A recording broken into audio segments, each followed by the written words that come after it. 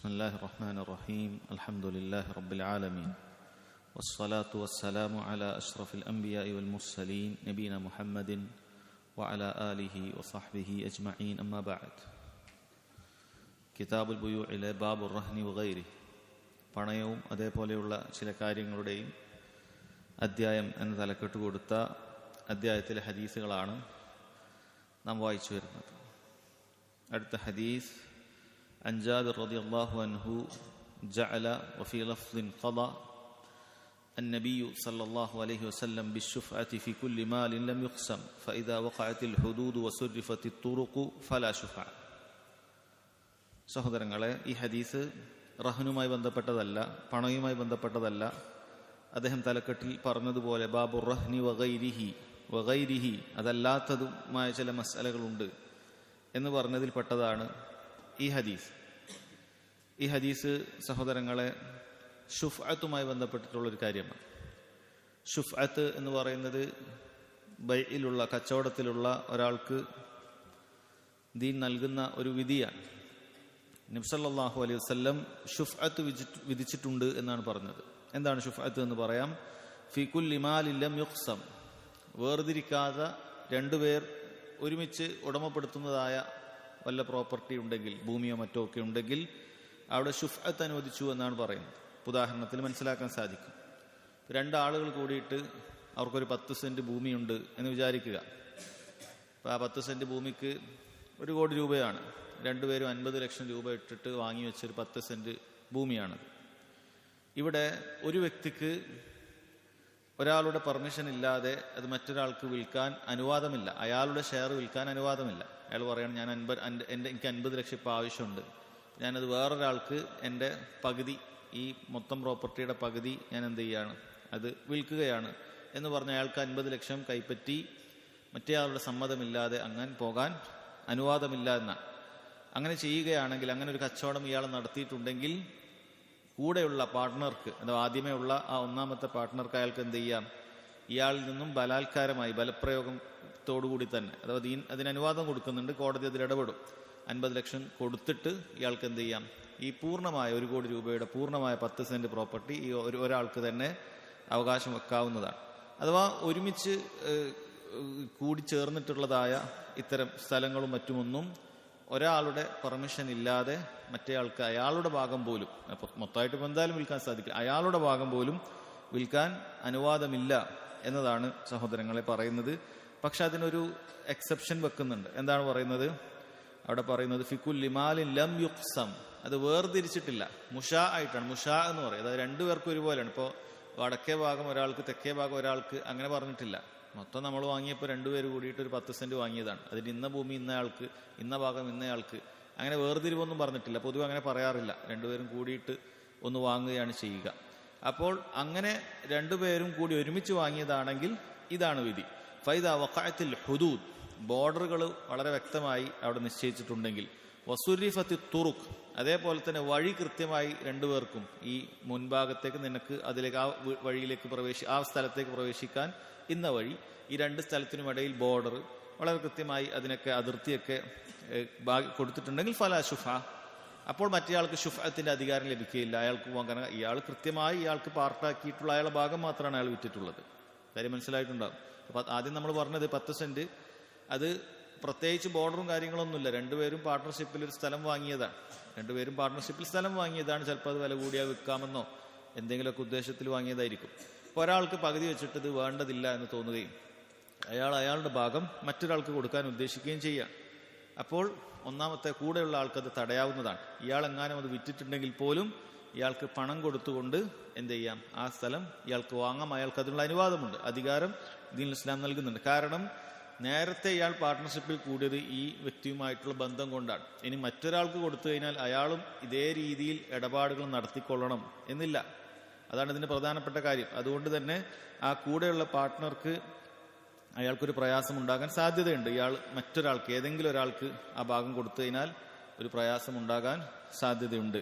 അങ്ങനെ കൊടുക്കാൻ പാടില്ല. അതുകൊണ്ട് നബി സല്ലല്ലാഹു അലൈഹി വസല്ലം അവിടെ ഷുഫഅത്ത് വിധിച്ചിരിക്കുന്നു എന്നാണ് പറഞ്ഞത്. ആ ഒരു ഹക്കിന് പറയുന്ന കാര്യമാണ്. അഥവാ ഇന്തിസാഉ ഹിസ്സത്തി ശരീക്കി ഇദാ ബഅഹ അലൽ ഗൈർ എന്നാണ് ഷുഫഅത്തിന് പണ്ഡിതന്മാർ അതിന് തഅരീഫ് നിർവചനം പറഞ്ഞത്, ഇൻതിസാഉ ഹിസ്സത്തി ശരീക്കി ഇദാ ബഅഹ അലൽ ഗൈർ, മറ്റൊരാൾക്ക് കൂടെയുള്ള പാർട്ട്ണർ വിറ്റ് കഴിഞ്ഞാൽ അയാളുടെ ഓഹരി അതിനെ ഊരിയെടുക്കൽ, ആ ഓഹരിയെ നമ്മൾ പിടിച്ചെടുക്കൽ, ഇതാണ് അതുകൊണ്ട് ഉദ്ദേശിക്കുന്നത് എന്നാണ്. ഇതൊക്കെ നമുക്കറിയുന്നത് പോലെ തന്നെ ഇസ്ലാമിക ഭരണകൂടമുള്ള സ്ഥലത്താണ് നമുക്ക് ഈ ഹക്ക് ലഭിക്കുകയുള്ളൂ.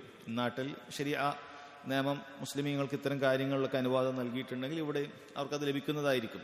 അതല്ലെങ്കിൽ നമുക്കറിയാവുന്നത് പോലെ തന്നെ ഇത് ചിലപ്പോൾ അത് നടന്നു കൊള്ളണമെന്നില്ല. ദീനിന്റെ നിയമം ഇങ്ങനെയാണ്. അതുകൊണ്ട് മുസ്ലിമീങ്ങൾ അങ്ങനെ കൂട്ട് കച്ചവടം അല്ലെങ്കിൽ കൂട്ട് രൂപത്തിൽ ഇങ്ങനെ സ്ഥലമൊക്കെ മറ്റു വാങ്ങിയിട്ടുണ്ടെങ്കിൽ അവരറിയേണ്ട കാര്യം, മറ്റേ ആൾക്ക് താല്പര്യമില്ലാതെ നീ എന്ത് ചെയ്യാൻ പാടില്ല, ഇത് വേറൊരാൾക്ക് നിന്റെ ഓഹരി മാത്രമായി വിൽക്കാൻ പാടില്ല. എന്നാൽ ബോർഡർ കൃത്യമായി ആക്കി 2 പേർക്ക് 2 സ്ഥലമൊക്കെ ആക്കിയിട്ടുണ്ട്.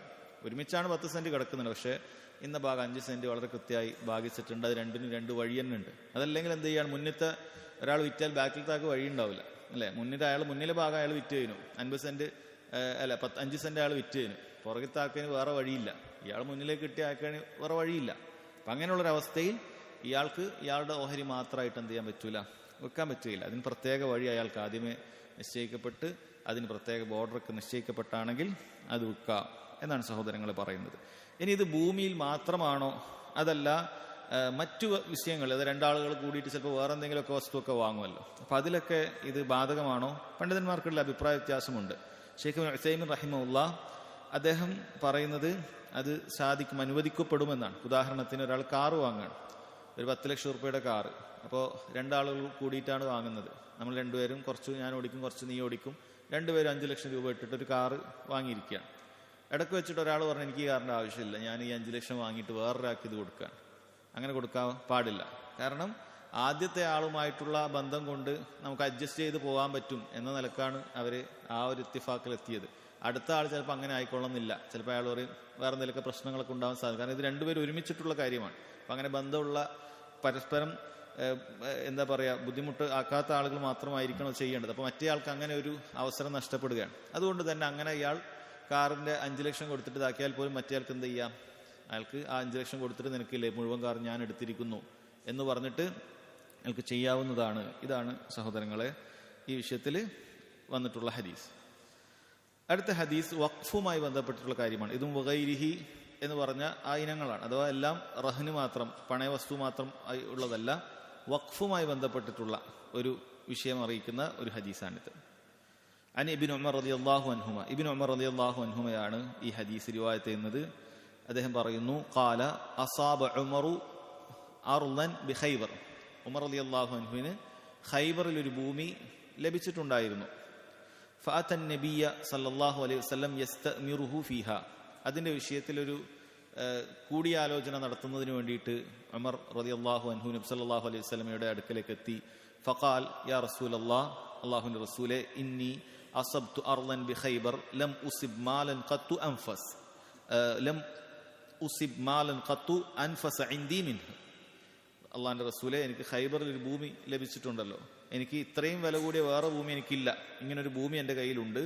ഫമാ തഅ്മുറുനി ബിഹി, ഇതെന്ത് ചെയ്യാനാണ് താങ്കൾ എന്നോട് പറയുന്നത്? ഇതിങ്ങനെ ഞാൻ എൻ്റെ വസ്തുവായി വെക്കണോ അല്ല വേറെ എന്തെങ്കിലുമൊക്കെ നല്ല കാര്യം ചെയ്യേണ്ടതുണ്ടോ എന്നൊരു കൂടിയാലോചനയ്ക്ക് വരികയാണ്. ഖാല, നബി സല്ലല്ലാഹു അലൈഹി വസല്ലം പറഞ്ഞു, ഇൻ ശിഅ്തി ഹബസ്ത അസ്ലഹ വതസദ്ദഖ്ത ബിഹാ, നീ അതിൻ്റെ അടിസ്ഥാനപരമായ അവകാശം അതവിടെ പിടിച്ചു വെച്ചിട്ട് അത് സദഖയായിട്ട് കൊടുക്കുകയാണെങ്കിൽ അത് നല്ലതാണ് എന്നാണ്. അഥവാ വഖഫ് അങ്ങനെയാണ്. വഖഫ് എന്ന് പറയുന്നത് മറ്റൊരാൾക്ക് വിൽക്കാനോ അതല്ലെങ്കിൽ അനന്തരം പോവുകയോ ഒന്നുമില്ല, അതെപ്പോഴും ഒരാളുടെയും പേരിൽ ഉണ്ടാവുകയില്ല, അതങ്ങനെ തന്നെ നിൽക്കും. അതാണ് ഇൻ ശിഅ്തി ഹബസ്ത അസ്ലഹ, അതിൻ്റെ അസ്ല അവിടെ ഉണ്ടാകും.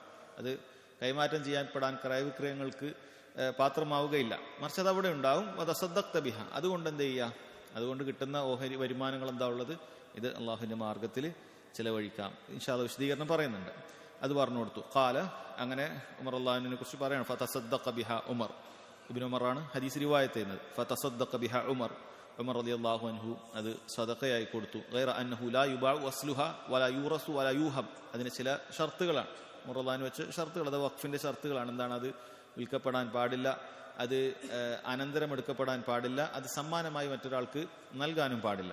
ഖാല ഫതസദ്ദഖ ബിഹ ഉമറു ഫിൽ ഫുഖറാഇ വഫിൽ ഖുർബാ വഫിൽ റിഖാബി വഫി സബീലില്ലാഹി വബിനിസ് സബീലി വസ്സൈഫി. ഉമർ അള്ളാഹുവിന് അത് പല ആളുകൾക്കായിട്ട് അത് അദ്ദേഹം അങ്ങനെ എഴുതിയിട്ടുണ്ടായിരുന്നു, ആർക്കൊക്കെ ഇതിൽ നിന്ന് വരുമാനം പോകണം.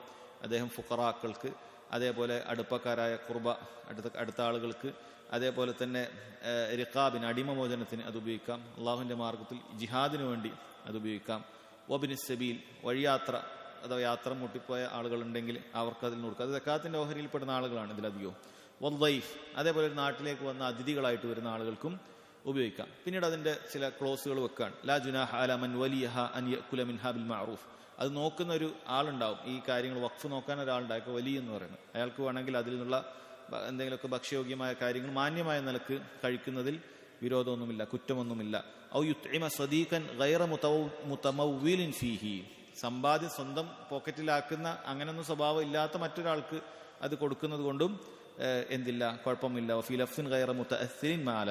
റിവായത്തിൽ അത് മറ്റൊരു നിലക്കാണ് വന്നിട്ടുള്ളത്. സ്വന്തം പോക്കറ്റിലേക്ക് എടുത്തു വെക്കുന്ന അങ്ങനെ ഒരാൾക്ക്, അവനവന്റെ ഉപയോഗത്തിന് മാത്രം ഉപയോഗിക്കുന്ന അതല്ലാത്ത ഒരാൾക്ക് കൊടുക്കുന്നതിലും തെറ്റില്ല എന്നാണ് പറയുന്നത്. സഹോദരങ്ങളെ, നാം പറഞ്ഞതുപോലെ ഈ വിഷയം വഖഫുമായി ബന്ധപ്പെട്ടിട്ടുള്ള ഒരു കാര്യമാണ്. എന്താണ് വഖഫ് എന്ന് പറയുന്നത്? പണ്ഡിതന്മാർ പറയുന്നു, വഹു അൻ യൂഖിഫൽ ഇൻസാനു ഷൈ. ഒരു മനുഷ്യൻ ഒരു കാര്യം അവിടെ നിർത്തുകയാണ്, അത് നിർത്തുകയാണ്. വയഹ്ബിസഹു, അതവിടെ പിടിച്ചു വെക്കും. വയുസബ്ബില മൻഫഅതഹു വയുത്ലിഖഹ. എന്നിട്ട് അതിന്റെ ഉപകാരം മാത്രം എന്ത് ചെയ്യും?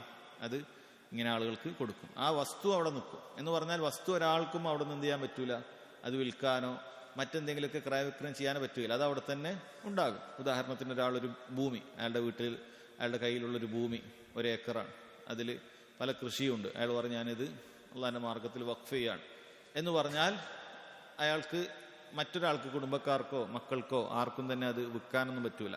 അത് അവിടെ തന്നെ ഉണ്ടാകും. പിന്നീട് അയാൾ എന്താണോ എഴുതി വെക്കുന്നത്, ഇത് ആർക്ക് കൊടുക്കണം, അതൊക്കെ അയാൾ എഴുതി വെക്കണം. വഖഫ് ഇന്നതാണ്, ഇന്ന് മസ്ജിദിന് കൊടുക്കാൻ, ഇന്ന് മദ്രസക്ക് കൊടുക്കാനാണ്, ഇന്ന് മർക്കസിന് കൊടുക്കാനാണ് എന്ന് പറഞ്ഞിട്ട് അയാൾ എഴുതി. അല്ലെങ്കിൽ ഇന്ന ആളുകൾക്കൊക്കെ കൊടുക്കണം, ഈ നാട്ടിൽ വരുന്ന സാധുക്കൾക്ക് കൊടുക്കണം, ഈ മഹലിലുള്ള പാവപ്പെട്ടവർക്ക് കൊടുക്കണം, അല്ലെങ്കിൽ അങ്ങനെ കല്യാണം കഴിക്കുന്നതിന് വേണ്ടിയിട്ട് സാധുക്കൾക്ക് കൊടുക്കണം. ഇങ്ങനെ എന്തെങ്കിലുമൊക്കെ അയാൾ എഴുതി വെച്ചിട്ടുണ്ടെങ്കിൽ അതനുസരിച്ചിട്ട് അതിനേൽപ്പിച്ച ആളുകൾ അത് ചെയ്യുക എന്നുള്ളതാണ് സഹോദരങ്ങളെ ചെയ്യുക. അതിനാണ് വഖഫ് എന്ന് പറയുന്നത്. പണ്ഡിതന്മാർ പറയുന്നത് വഹാദ അവ്വലു വഖ്ഫിൻ ഫിൽ ഇസ്ലാം. ഇസ്ലാമിലെ ആദ്യത്തെ വഖഫ് ഇതായിരുന്നു എന്നാണ്. ഉമർ അള്ളാഹുവിനാണ് ഇസ്ലാമിലെ ആദ്യത്തെ വഖഫ് ഉണ്ടായത് എന്നാണ്.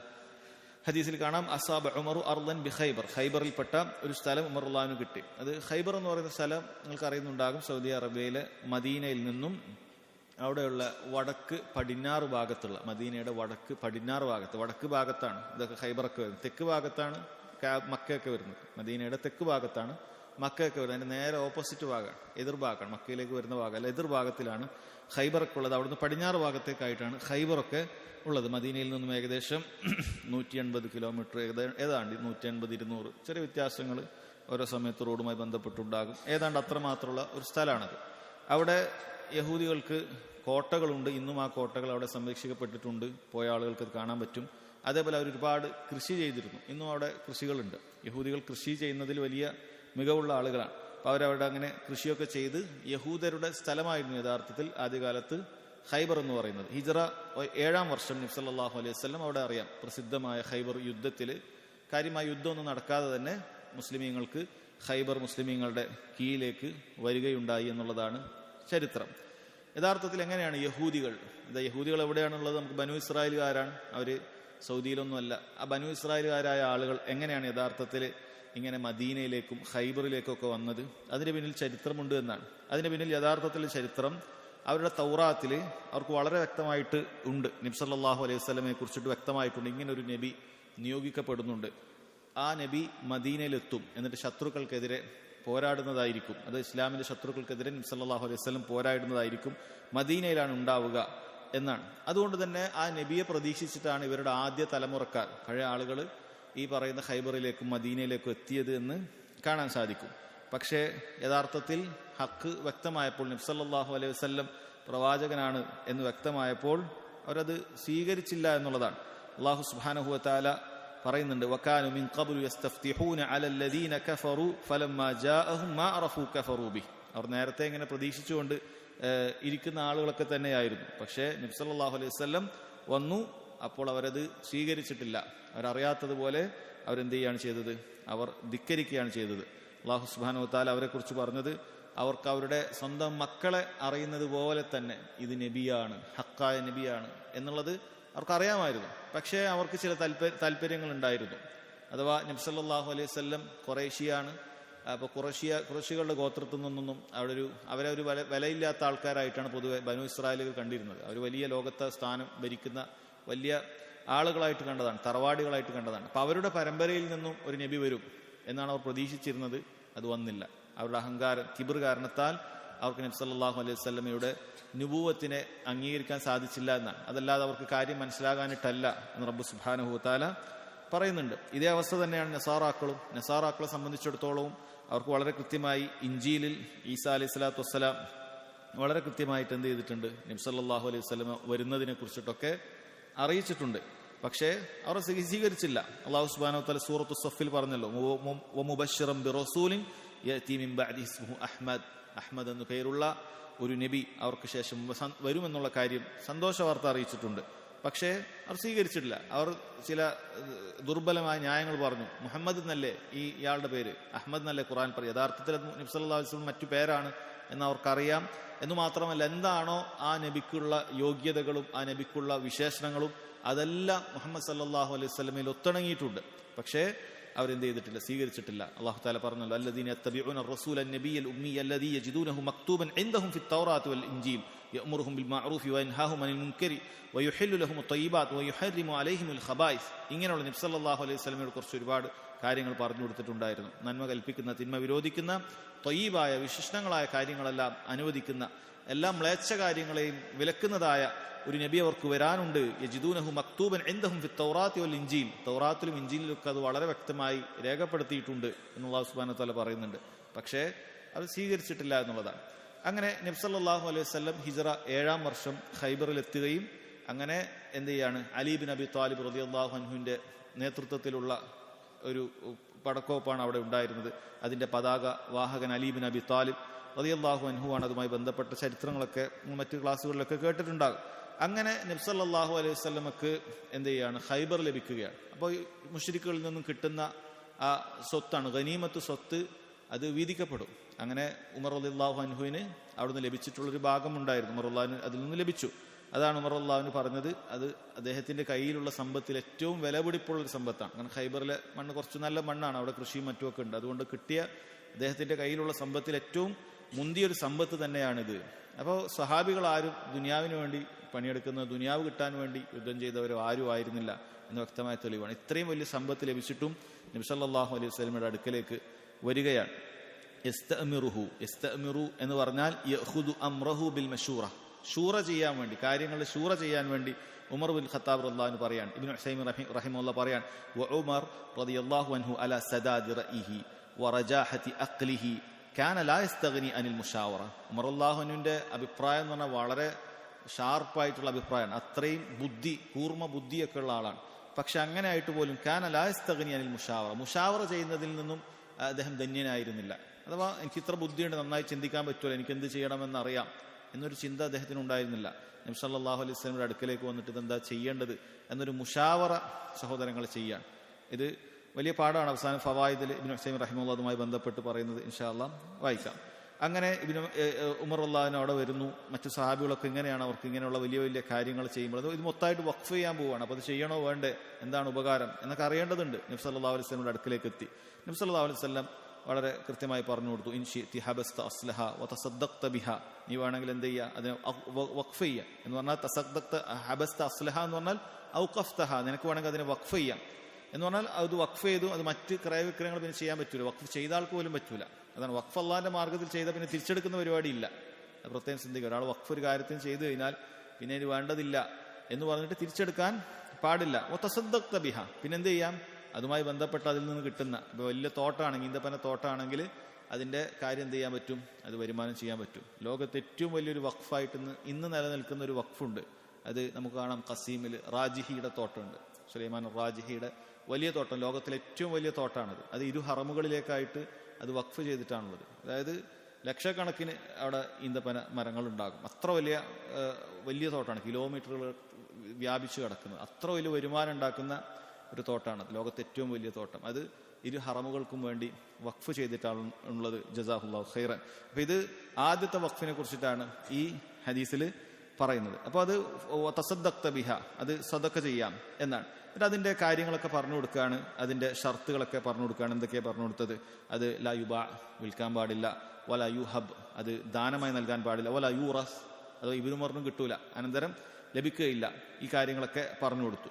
എന്നിട്ട് അതിന്റെ ഏതൊക്കെ 6 വിഭാഗത്തിന് കൊടുക്കണം എന്നുള്ളതും കൂടി വളരെ കൃത്യമായി എഴുതി. ഫുഖറാക്കൾക്ക്, അടുപ്പക്കാർക്ക്, സാധുക്കളായ ആൾക്കാർക്ക്, അതുപോലെ ആരെങ്കിലും അടിമകളുണ്ടെങ്കിൽ അത് മോചിപ്പിക്കാൻ അത് ഉപയോഗിക്കാം. ഇതിൽ നിന്ന് വഴിയാത്രക്കാർക്ക്, യാത്ര മറ്റും പാതയം നഷ്ടപ്പെട്ടു പോയി അവിടെ കുടുങ്ങിപ്പോകുന്ന ആളുകളുണ്ടാവും. പഴയ കാലത്തത് അധികവും ഉണ്ടായിരുന്നു. അതുകൊണ്ടാണ് അവർ സക്കാത്തിന്റെ അർഹരായി മാറ്റിയത്. വദ്ദൈഫ്, അതിഥികൾക്ക് ഒക്കെ ഫീ സബീലിൽ അള്ളാഹുവിന്റെ മാർഗത്തിൽ, ഇബ്നു സബീൽ, അതാണ് ഞാൻ പറഞ്ഞ വഴിപോക്കൻ, ഇതിനൊക്കെ കൊടുക്കാമെന്നാണ്. പിന്നീട് പറഞ്ഞു ലാ ജുനാഹ അലാ മൻ വലിയഹ അൻ യഅകുല മിൻഹാ മിൽ മഅറൂഫി വയുത്ഇമ സദീഖൻ ഗൈറ മുതമവ്വിലിൻ ഫീഹി. അവിടെ ഒരു കാര്യം പറഞ്ഞു, അത് നോക്കി നടത്തുന്ന ഒരു വലിയന് മാന്യമായ നിലക്കയിൽ നിന്നുള്ള കാര്യങ്ങളൊക്കെ കഴിക്കാം. അത് പണം ഇങ്ങനെ സ്വന്തം പോക്കറ്റിലാക്കുന്നതല്ലാത്തതായ ഏതെങ്കിലും ആളുകൾക്ക് വരികയാണെങ്കിൽ അവർക്കൊക്കെ അതിന് കൊടുക്കാം, കുഴപ്പമൊന്നുമില്ല, അവർക്ക് അങ്ങനെയൊക്കെ കൊടുക്കാം എന്നാണ് പറയുന്നത്. ഉമർ റളിയല്ലാഹു അൻഹുവിന്റെ വലിയ ഫിഖ്ഹായിട്ട് എടുത്തു പറയാണ്, അത് ജനങ്ങൾക്ക് മൊത്തത്തിലാണ് വഖഫായിട്ട് കൊടുത്തത്. കാരണം ചില ആളുകൾ എന്ത് ചെയ്യും, കുടുംബക്കാർക്ക് വഖഫ് ചെയ്യുന്ന സ്വഭാവം നമ്മുടെ നാട്ടിലൊക്കെ ഉണ്ട്. ഇന്ന് തറവാട്ടിന് വഖഫ് ചെയ്യും. ഒരു തറവാട്ടിന് ഈ തറവാട്ടുകാർക്ക് വേണ്ടി വഖഫ് എന്ന് പറഞ്ഞാൽ അത്തരം കുറെ വീടുകളൊക്കെ ഇന്ന് നമുക്ക് കോഴിക്കോട് ജില്ലയിൽ ഉൾപ്പെടെ ഉണ്ട്, വഖഫ് ചെയ്യപ്പെട്ട സ്ഥലം. അത് ചെയ്ത് കഴിഞ്ഞാൽ അവിടെ പിന്നെ എന്ത് ചെയ്യാൻ പറ്റൂല, അത് അവർക്ക് വിൽക്കാൻ പറ്റൂല. ആ കുടുംബത്തിൽ എത്ര ആളുകളുണ്ടോ അവരൊക്കെ അതിന്റെ ആളുകളായിരിക്കും. അവർക്ക് അതിൽ നിന്ന് കിട്ടുന്ന വല്ല വരുമാനമോ മറ്റോ ഉണ്ടെങ്കിൽ ആ കുടുംബത്തിന് ഉപയോഗിക്കാം. അല്ലെങ്കിൽ ആർക്കാണോ എഴുതിയിട്ടുള്ളത്, പാവങ്ങൾക്കാണോ എന്താണോ എഴുതിയിട്ടുള്ളത്, അത് ഉപയോഗിക്കാം. അതായത് ചില ആളുകൾ അതുകൊണ്ട് ഉദ്ദേശിക്കുന്ന അവരുടെ തറവാട് അത് അതേപോലെ തന്നെ നിലനിൽക്കും, അല്ല എന്നും അത് ഉണ്ടാവും, അത് പൊളിച്ചു കളയാതെ ആ രൂപത്തിൽ എന്നും ഉണ്ടാകണം എന്ന ആഗ്രഹത്തിൽ ചെയ്യണം. പക്ഷെ അതിനേക്കാളും വലിയ ഫായ്ദ എന്താണ്? പൊതുമുസ്ലിമീങ്ങൾക്ക് നൽകുക എന്നുള്ളതാണ് അതിൽ വലിയ ഫായ്ദയുള്ളത്. കാരണം ഇബ്നു ഉസൈമീൻ റഹിമഹുല്ലാ അദ്ദേഹം പറയുന്നുണ്ട്, ഇങ്ങനെ വീട്ടുകാർക്ക് കൊടുത്തു കഴിഞ്ഞാൽ, ആ കുടുംബത്തിന് കൊടുത്താൽ, മക്കൾക്ക് വഖഫ് ചെയ്ത് കഴിഞ്ഞാൽ, മക്കൾക്ക് മാത്രമാണെന്ന് പറഞ്ഞാൽ മക്കൾക്ക് ഇപ്പം 4 ആളാണെങ്കിൽ 4 മക്കൾ, 4 മക്കൾക്ക് പിന്നെ മക്കളെ മക്കൾ, അങ്ങനെ അത് വലുതാകും. അപ്പോൾ ഒരുപാട് അവകാശികൾ അതിന് വരും. പിന്നീട് പലപ്പോഴും കുടുംബക്കാർ തന്നെ ആകുമ്പോൾ അത് വലിയ കുഴപ്പങ്ങളൊക്കെ ഉണ്ടാവാനുള്ള സാധ്യത ഉണ്ട്. അപ്പോൾ പൊതുവായിട്ട് കൊടുക്കുന്ന വഖഫാണ്, വഖഫുൻ ആമാണ്, പൊതു മുതലായിട്ട് അങ്ങനെ ആളുകൾക്കൊക്കെ ഉപയോഗിക്കുന്നതാണ് ഏറ്റവും നല്ലത് എന്നാണ്. എന്നിട്ട് അവിടെ ഇബ്നു ഉസൈമീൻ റഹിമഹുല്ലാ ചില നസീഹത്തുകൾ കൊടുക്കുകയാണ്, ഇത്തരം വഖഫുകൾ ചെയ്യാൻ പ്രോത്സാഹിപ്പിക്കുകയാണ്. അത് അവസാനം ആ ഒരു നല്ല ധനമുള്ള സമയത്ത് തന്നെ ഇങ്ങനെയുള്ള വഖഫുകളൊക്കെ നമ്മൾ ചെയ്യാൻ ശ്രദ്ധിക്കേണ്ടതുണ്ട്. കാരണം അത് വലിയ ഉപകരിക്കുന്ന കാര്യമാണ്, വലിയ ഉപകാരമുണ്ടാകുന്ന കാര്യമാണ്. നബി സല്ലല്ലാഹു അലൈഹി വസല്ലം പറഞ്ഞല്ലോ, അവിടത്തോട് ഒരിക്കൽ ചോദിക്കപ്പെട്ടു, യാ റസൂലല്ലാഹ് അയ്യു സദഖത്തി അഅ്ലമു അജ്റ, ഏറ്റവും നല്ല പ്രതിഫലം കിട്ടുന്ന സദഖ ഏതാണ് എന്ന് സഹാബികൾ ചോദിച്ചു. അവിടുന്ന് പറഞ്ഞു, അൻ തസദ്ദഖ വ അൻത സഹീഹുൻ ഷഹീഹുൻ തഅമലുൽ ബഖാ വ തഖ്ശൽ ഫഖർ വലാ തുംഹിലു ഹത്താ ഇദാ ബലഗത്തിൽ ഹുൽഖൂം ഖുൽത ലിഫുലാനിൻ കദാ ലിഫുലാനിൻ കദാ വഖദ് കാന ലിഫുലാൻ.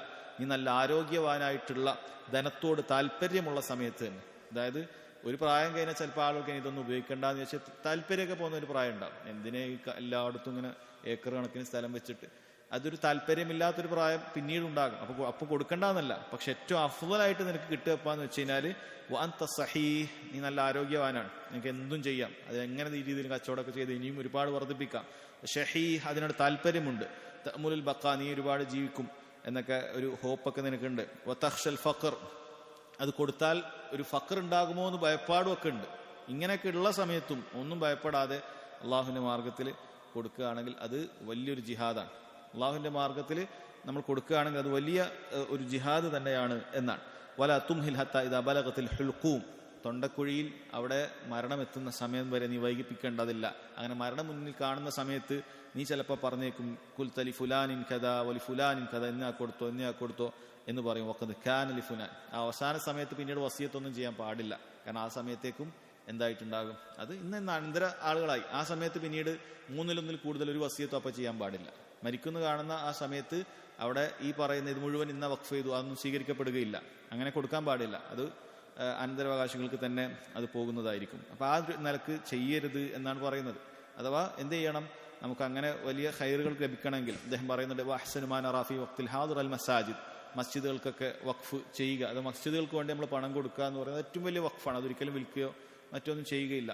അപ്പോൾ അങ്ങനെയൊക്കെ ചെയ്യുന്നത് വളരെ നല്ലതാണ്. കാരണം അത് കൂടുതൽ ബാക്കിയാകുന്നുണ്ട് ഈ കാലഘട്ടത്തിൽ. അല്ലെ, ഈ പഴയ കാലത്ത് പോലെ ചിലപ്പോൾ ബിൽഡിങ്ങുകളും മറ്റുമൊക്കെ അധികം നിലനിന്നോളുന്നില്ല, മസ്ജിദുകൾ അധികവും അത് നിലനിൽക്കാറുണ്ട് എന്നാണ് അദ്ദേഹം പറയുന്നത്. എന്നിട്ട് അദ്ദേഹം പറയുന്നത്, എന്നാൽ ഈ കാലഘട്ടത്തിൽ വലാക്കിൻ അന്നാസ് മഅൽ അസിഫ്, ഖേദകരമെന്ന് പറയട്ടെ, ജനങ്ങൾ ഇബ്തുലൂബിൽ വസിയത്തിൽ ദുരിയാത്തി, അവരിങ്ങനെ മക്കൾക്ക് തന്നെ വസിയത്ത് ചെയ്യുക, സ്വന്തം ആളുകൾക്ക് തന്നെ വസിയത്ത് ചെയ്യുക എന്ന ഒരു കാര്യം മാത്രമേ അവർ ചെയ്യുന്നുള്ളൂ. ഈ രൂപത്തിലുള്ള വഖഫുകൾ ചെയ്യുന്നില്ല. നമ്മൾ നോക്കിയാൽ കാണാൻ പറ്റും, പഴയ കാലത്ത് നമ്മുടെ നാട്ടിൽ പോലും ഒരുപാട് വഖഫുകൾ മുസ്ലിമീങ്ങൾ ചെയ്തിരുന്നു. അതിൻ്റെ ഉപകാരമൊക്കെ ഇന്നും മുസ്ലിമീങ്ങൾക്ക് പലർക്കും ലഭിച്ചുകൊണ്ടേ ഇരിക്കുന്നുണ്ട്. പക്ഷെ ഇന്ന് എല്ലാവരും അവനവൻ്റെ കാര്യം, അവനവൻ്റെ സമ്പത്ത് വർദ്ധിപ്പിക്കുക എന്നുള്ളതല്ലാതെ ഇങ്ങനെ മുസ്ലിമീങ്ങൾക്ക് പൊതുവായിട്ടുള്ള വഖഫുകൾ ചെയ്യുന്നതൊക്കെ എല്ലായിടത്തും കുറഞ്ഞിട്ടുണ്ട്. ഇബ്നു തൈമിയ്യ റഹിമഹുല്ലാഹ് അത് പറയാം. എന്നാൽ അതിൻ്റെ അർത്ഥം നമ്മൾ പൂർണ്ണമായി മക്കൾക്ക് ഒന്നുമില്ലാത്ത അവസ്ഥയിലേക്ക് മുഴുവൻ വഖഫ് ചെയ്തിട്ട് വെക്കുക എന്നല്ല.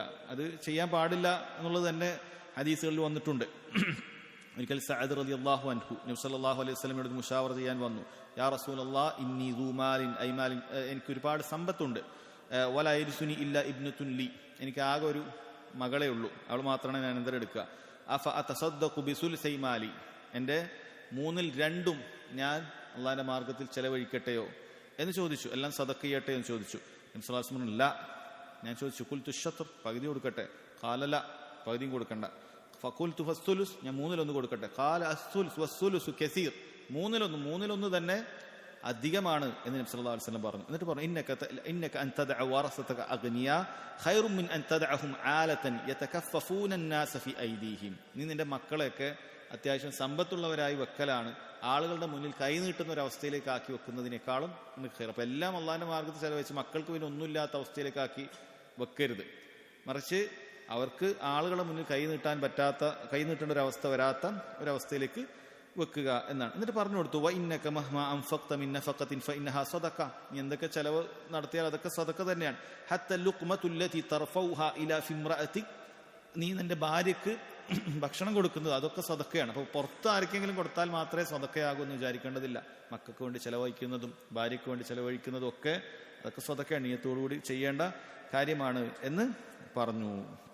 അപ്പൊ ഇതൊക്കെ പറയുകയാണ്. ഇബ്നു അബ്ബാസ് റളിയല്ലാഹു അൻഹുമ പിന്നീട് പറയാറുണ്ട്, അത് അദ്ദേഹം പിന്നീട് 1/3 കൊടുക്കുന്നത് അദ്ദേഹം തടയുമായിരുന്നു. കാരണം നബി സല്ലല്ലാഹു അലൈഹി വസല്ലം 1/3 എന്ത് ചെയ്തിട്ടില്ല, പ്രോത്സാഹിപ്പിച്ചിട്ടില്ല. അസ്സുലുസ് വസ്സുലുസ് കസീർ, 1/3 അത് തന്നെ അധികമാണ് എന്നാണ് പറഞ്ഞിട്ടുള്ളത്. അതുകൊണ്ട് ഇബ്നു അബ്ബാസ് റളിയല്ലാഹു അൻഹു അതിൽ 4/1 മതി എന്ന് തന്നെ പറഞ്ഞത് കാണാൻ സാധിക്കും. മഹാനായ അബൂബക്കർ സിദ്ദീഖ് റളിയല്ലാഹു അൻഹു അദ്ദേഹത്തിന് 5/1 അള്ളാഹുവിന്റെ മാർഗത്തിൽ വസിയത്ത് ചെയ്തതായിട്ട് നമുക്ക് കാണാൻ സാധിക്കുന്നുണ്ട്. അപ്പൊ അത് സഹോദരങ്ങളെ, ഇത് ചെയ്യാൻ പറഞ്ഞപ്പോൾ തന്നെ അതിന്റെ ചില അഹ്കാമുകൾ ഇബ്നു തൈമിയ്യ റഹിമഹുല്ലാഹ് പറയാം.